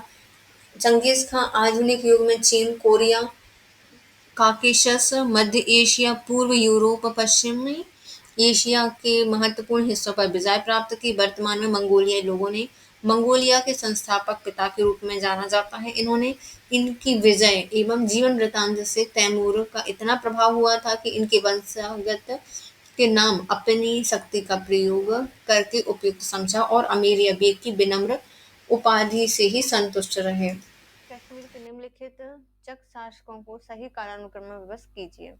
पहले आते हैं सुल्तान हैदर शाह, दूसरे आते हैं सुल्तान हसन शाह, तीसरे हैं सुल्तान मोहम्मद शाह प्रथम और चौथे आते हैं सुल्तान फतेह शाह। कश्मीर के सुल्तानों का सही क्रम होगा सुल्तान हैदर शाह 1470 से 1472 तक रहे हैं। सुल्तान हसन शाह 1472 से 1484 तक रहे हैं। सुल्तान महमूद शाह यह 1484-1486 तक रहे हैं और सुल्तान फतेह शाह 1486 से 1493 तक इनका शासनकाल रहा है।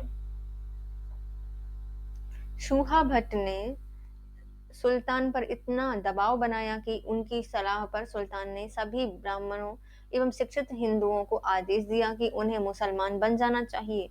जो इस्लाम नहीं कबूल करना चाहता उन्हें देश छोड़कर चले जाना चाहिए।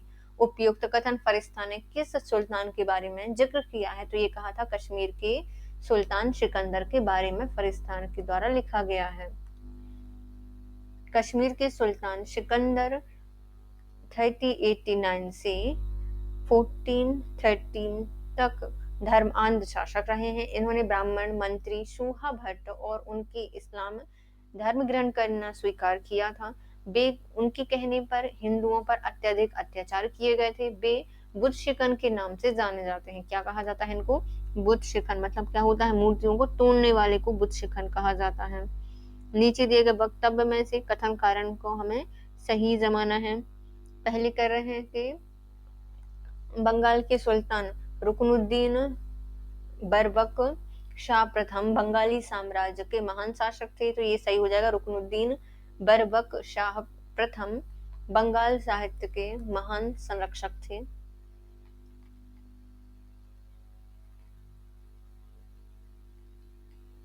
दूसरा, बंगाली साहित्य के क्षेत्र में मलाधर वसु की महान उपलब्धियों को स्वीकार करते हुए बरबक शाह प्रथम ने उन्हें गुणराज खान की उपाधि प्रदान की थी। तो ये भी सही है। दोनों सही हो जाएंगे और आर ए की सही व्याख्या भी करता है।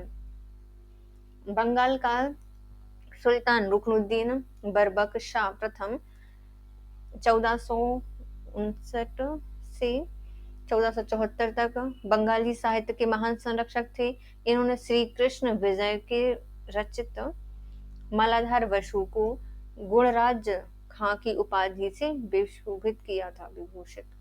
बल्क के अरब खगोलविद एवं अबू माशिर ने भारत में 10 वर्षों तक कहाँ शिक्षा प्राप्त की थी? तो इन्होंने बनारस में की थी। अबू माशिर जो कि अरबी खगोलविद थे, इन्होंने 10 वर्षों तक बनारस में रहकर ज्ञान ग्रहण किया था। सिखों के 5वें गुरु कौन थे? जो सिख हैं उनके 5वें गुरु गुरु अर्जुन देव थे। गुरु अर्जुन देव सिखों के 5वें गुरु थे। वे अर्जुन देव शहीदों के सरताज एवं शक्ति पुंज थे। इन्होंने ब्रह्म ज्ञानी भी कहा जाता था। गुरु ग्रंथ साहिब में 30 रागों में गुरु जी की वाणी संकलित की गई है। आध्यात्मिक जगत में गुरु जी को सर्वोच्च स्थान प्राप्त है।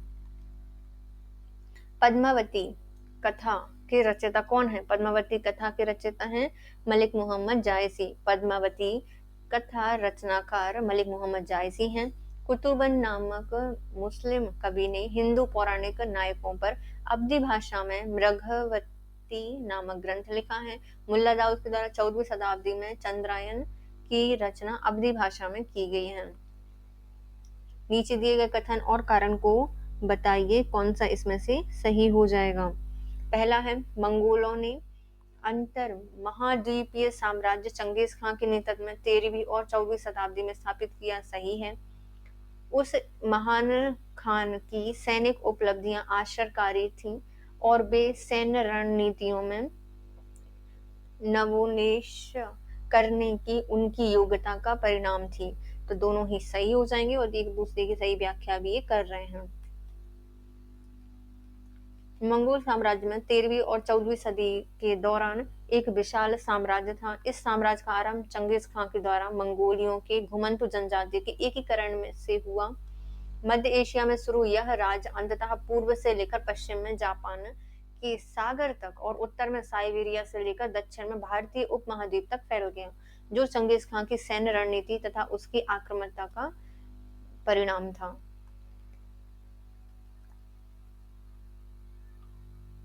निम्नलिखित में से कौन से तैमूरद राजपूत ने विजयनगर साम्राज्य का भ्रमण किया है? तो इसका नाम हो जाएगा अब्दुल रज़ाक।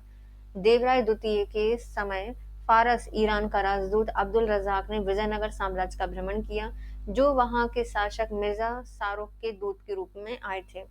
अपने वर्णन में इन्होंने विजयनगर को संसार के सबसे सुंदर नगरों में से एक माना।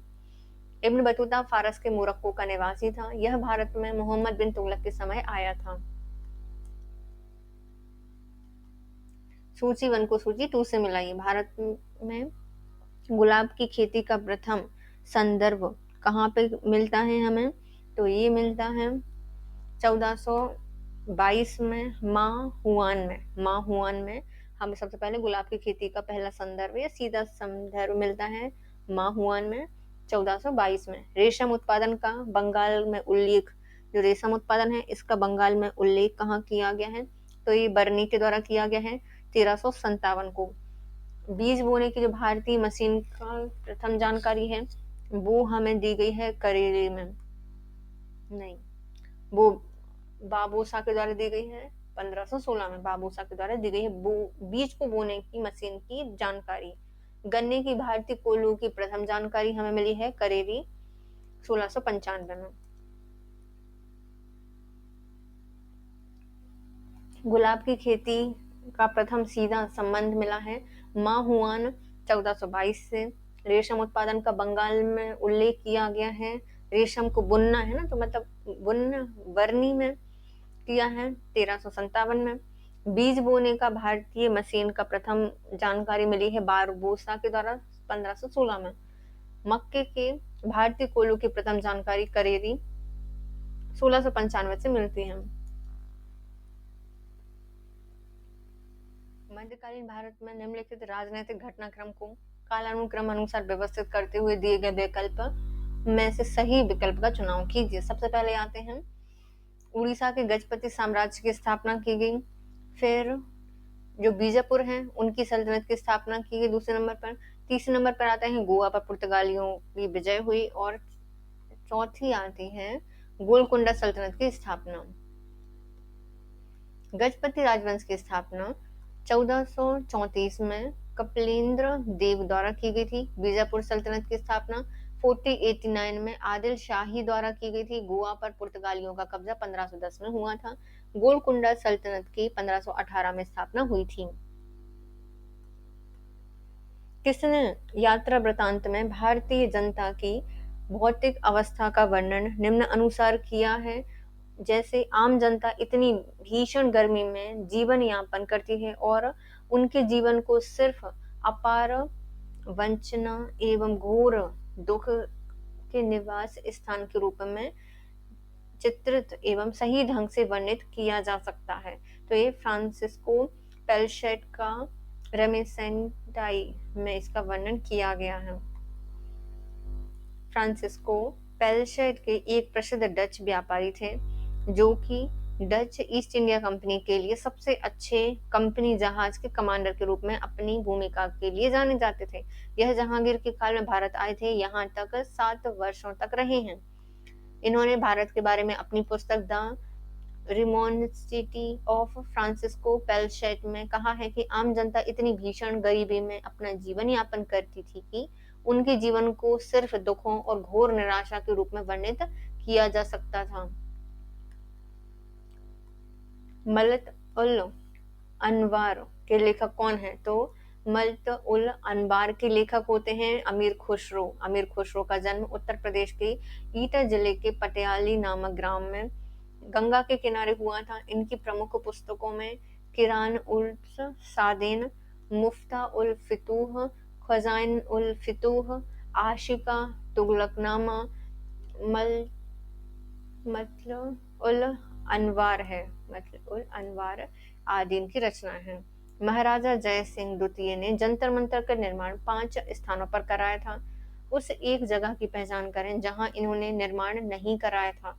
तो इनके द्वारा अलवर में निर्माण नहीं करवाया गया था, मथुरा, जयपुर, नई दिल्ली और वाराणसी में निर्माण कराया था।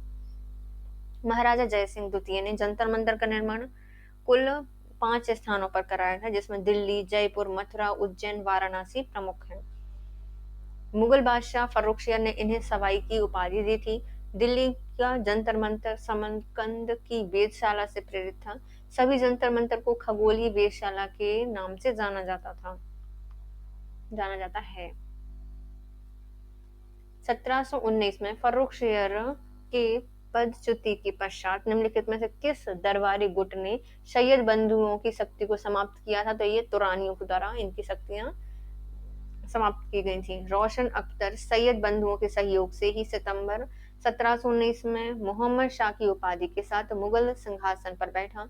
मोहम्मद शाह के शासनकाल में निजामुल मुल्क के नेतृत्व में सैयद बंधु के खिलाफ षड्यंत्र की शुरुआत हुई। सैयद बंधु तुरानी मध्य एशिया मूल के भारतीय नेता थे।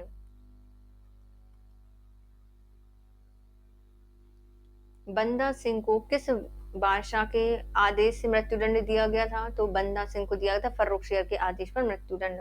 बंदा सिंह का जन्म 1676 में पूंछ जिले के रजौली गांव में हुआ था। इनका बचपन का नाम लक्ष्मण देव था। इनके पिता रामदेव भरद्वाज राजपूत थे, जो कि एक साधारण किसान थे। बंदा का उद्देश्य पंजाब में एक सिख राज की स्थापना करना।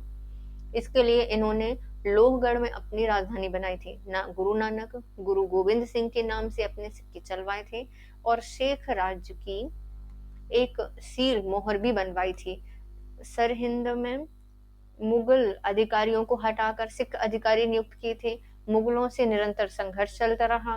नवीन मुगल बादशाह जहांदर शाह एवं उनके पश्चात फर्रुखशियर भी सिखों के विरुद्ध को दबाने के लिए तत्पर थे। अंत में 1716 में गुरुदासपुर नामक स्थान पर बंदा बहादुर को मुगल सेना ने घेर लिया। प्रायः 8 माह के घेरे के पश्चात बंदा बहादुर ने आत्मसमर्पण कर दिया। उसे एक उनके साथी को दिल्ली लाया गया और जहां इस्लाम स्वीकार न करने पर उन्हें और उनके साथी को फांसी दे दी गई। 18वीं सदी का वह कौन सा हिंदू शासक था जिन्होंने 2 अश्वमेध यज्ञों का आयोजन किया था? तो उनका नाम है आमेर के सवाई जय सिंह। 2 अश्वमेध यज्ञ कराए थे 18वीं सदी में। सवाई जय सिंह ने सुप्रसिद्ध गुलाबी नगर, जयपुर, दिल्ली, बनारस, उज्जैन, मथुरा में ज्योतिष की 5 वेधशालाएं बनवाई थी। आमेर के राजा जय सिंह को अपना शासनकाल में 2 अश्वमेध यज्ञ कराने का श्रेय दिया जाता है। 1556 में दिल्ली को खोने वाले हिंदू शासक कौन थे? तो ये हो जाएंगे हेमू। 1556 में दिल्ली को खोने वाले हिंदू शासक हेमू थे। पानीपत की द्वितीय युद्ध 5 नवंबर 1556 को मुगल सम्राट अकबर और हेमू मोहम्मद आदिल शाह का वजीर एवं सेनापति के मध्य हुआ। इसके पूर्व हेमू ने दिल्ली पर अधिकार करके स्वयं को स्वतंत्र शासक घोषित कर दिया, विक्रमादित्य की उपाधि धारण की और पानीपत के दूसरे युद्ध में हेमू की पराजय हुई।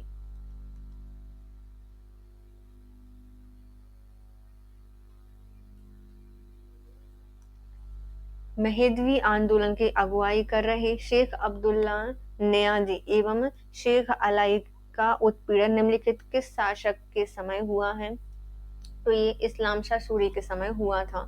शेख अब्दुल्ला निजामी और ख्वाजा हुसैन, जो बाद में शेख अलाई नाम से प्रसिद्ध हुए, इस्लाम शाह के शासनकाल में मेहदवी मत के प्रचार करने वाले थे।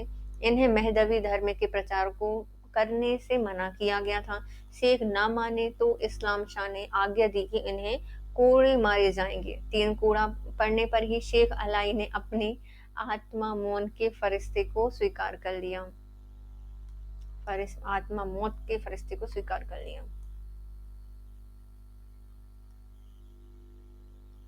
नेक्स्ट आते सिकंदर लोधी का मकबरा संबंधित है 1517 से। शेरशाह सूरी का मकबरा 1545 में बना था। इस्लाम शाह का मकबरा बना है 1550 में और मोहम्मद सैयद का मकबरा बना है 1444 में।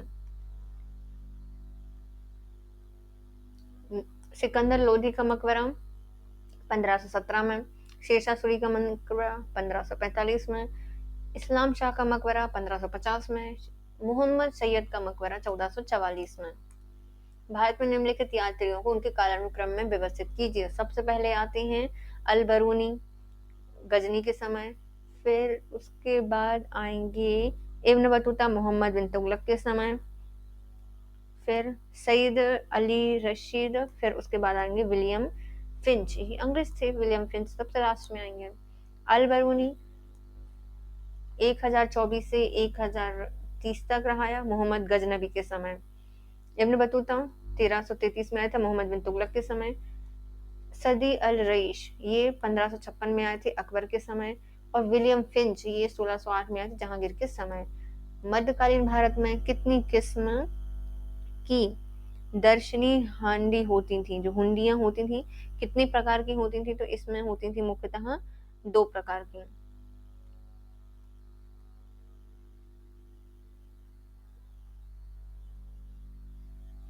मध्यकालीन भारत में हुंडी के 8 प्रकार होते थे। हैं, ऑप्शन ही नहीं है तो फिर 8 प्रकार होते थे, जिनमें से 2 दर्शनीय हुंडी, मतलब दिखाने वाली 2 थी, है ना। 8 होती थी, 8 प्रकार की, लेकिन 2 कैसी होती थी, दर्शनीय हुंडी होती थी। हुंडी एक प्रकार का अल्पकालिक ऋण पत्र होता है। हुंडी का अर्थ होता है एकत्रित करना।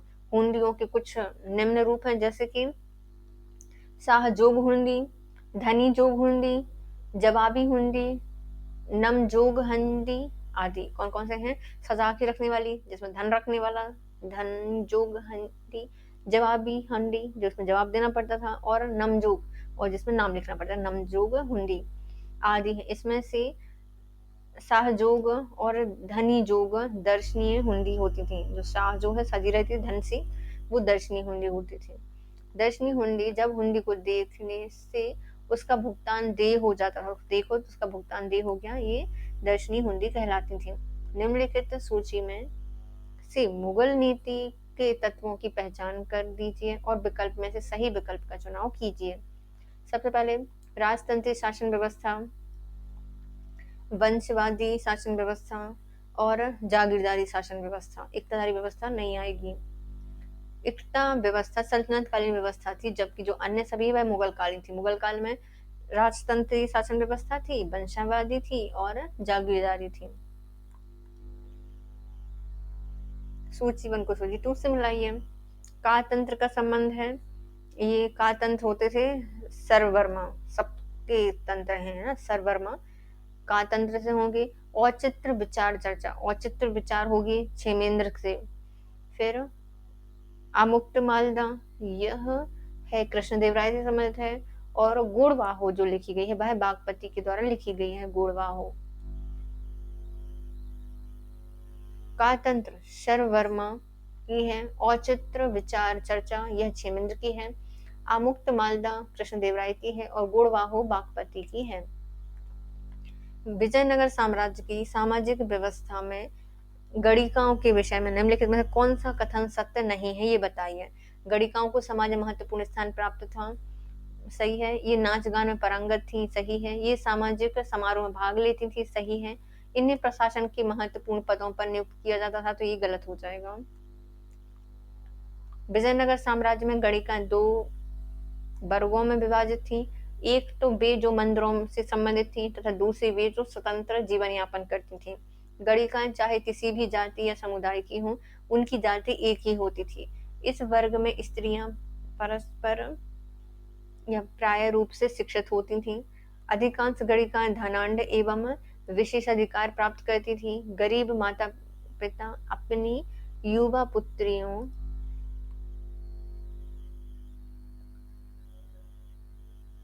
को या गणिकाओं को सौंप देते थे अथवा उन्हें बेच देते थे। विशेष बात यह है कि इन गणिकाओं को समाज में हे दृष्टि से नहीं देखा जाता था। सार्वजनिक स्थानों पर समस्त गणिकाएं अनिवार्यतः उत्सव में भाग लेती थीं।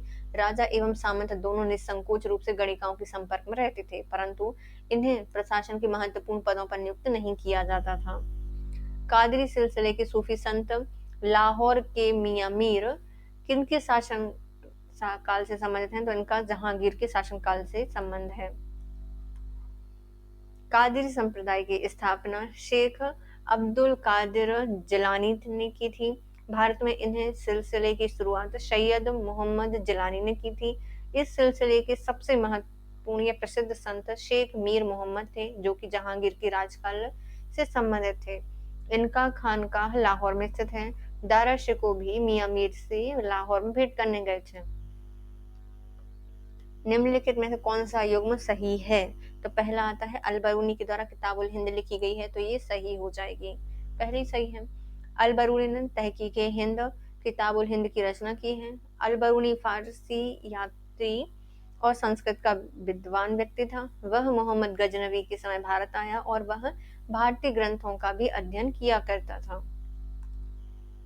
निम्न स्मारकों का सही कालानुक्रम नीचे दिया गया है, बताइए। सबसे पहले बनी थी क्या?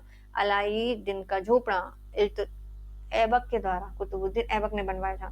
फिर अलाई दरवाजा अलाउद्दीन खिलजी के द्वारा बनवाया गया है। फिर दीन पना, ये अकबर के समय की से बन जाएगी। और फिर बुलंद दरवाजा, ये भी अकबर के समय से बना। दीन पना हुमायूं ने बनवाई थी, बुलंद दरवाजा अकबर ने बनवाया है ना। तो पहले आते हैं अलाउद्दीन का झोपड़ा। अलाउद्दीन का झोपड़ा कुतुबुद्दीन ऐबक के द्वारा, और ऐबक 1206 से 1210 तक था। अलाई दरवाजा ये अलाउद्दीन खिलजी के द्वारा बनवाया गया, और अलाउद्दीन खिलजी 1296 से 1316 तक रहा। दीन पना हुमायूं ने बनवाई थी 1530 से 40 के बीच में। फिर 1555 से 1556 तक रहा ये। बुलंद दरवाजा अकबर के द्वारा बनवाया गया, और जो कि 1556 से 1605 तक रहा था। निम्नलिखित में कौन स्वतंत्र अवध प्रांत का संस्थापक था? तो स्वतंत्र अवध प्रांत का संस्थापक थे शहादत अली खान। तो हमेशा शहादत की जाती है अवध की। पश्चिम के कन्नौज से लेकर पूर्व में कर्मनाशा नदी तक फैला अवध का सूबा एक विस्तृत एवं समृद्धशाली क्षेत्र था। अवध स्वतंत्रता की घोषणा 1722 में शहादत खान बुरहानुल मुल्क ने की थी। शहादत खान ने नादिर शाह के आक्रमण के समय शाही मामलों में महत्वपूर्ण भूमिका का निर्वहन किया था। अब आते हैं ईस्ट इंडिया कंपनी।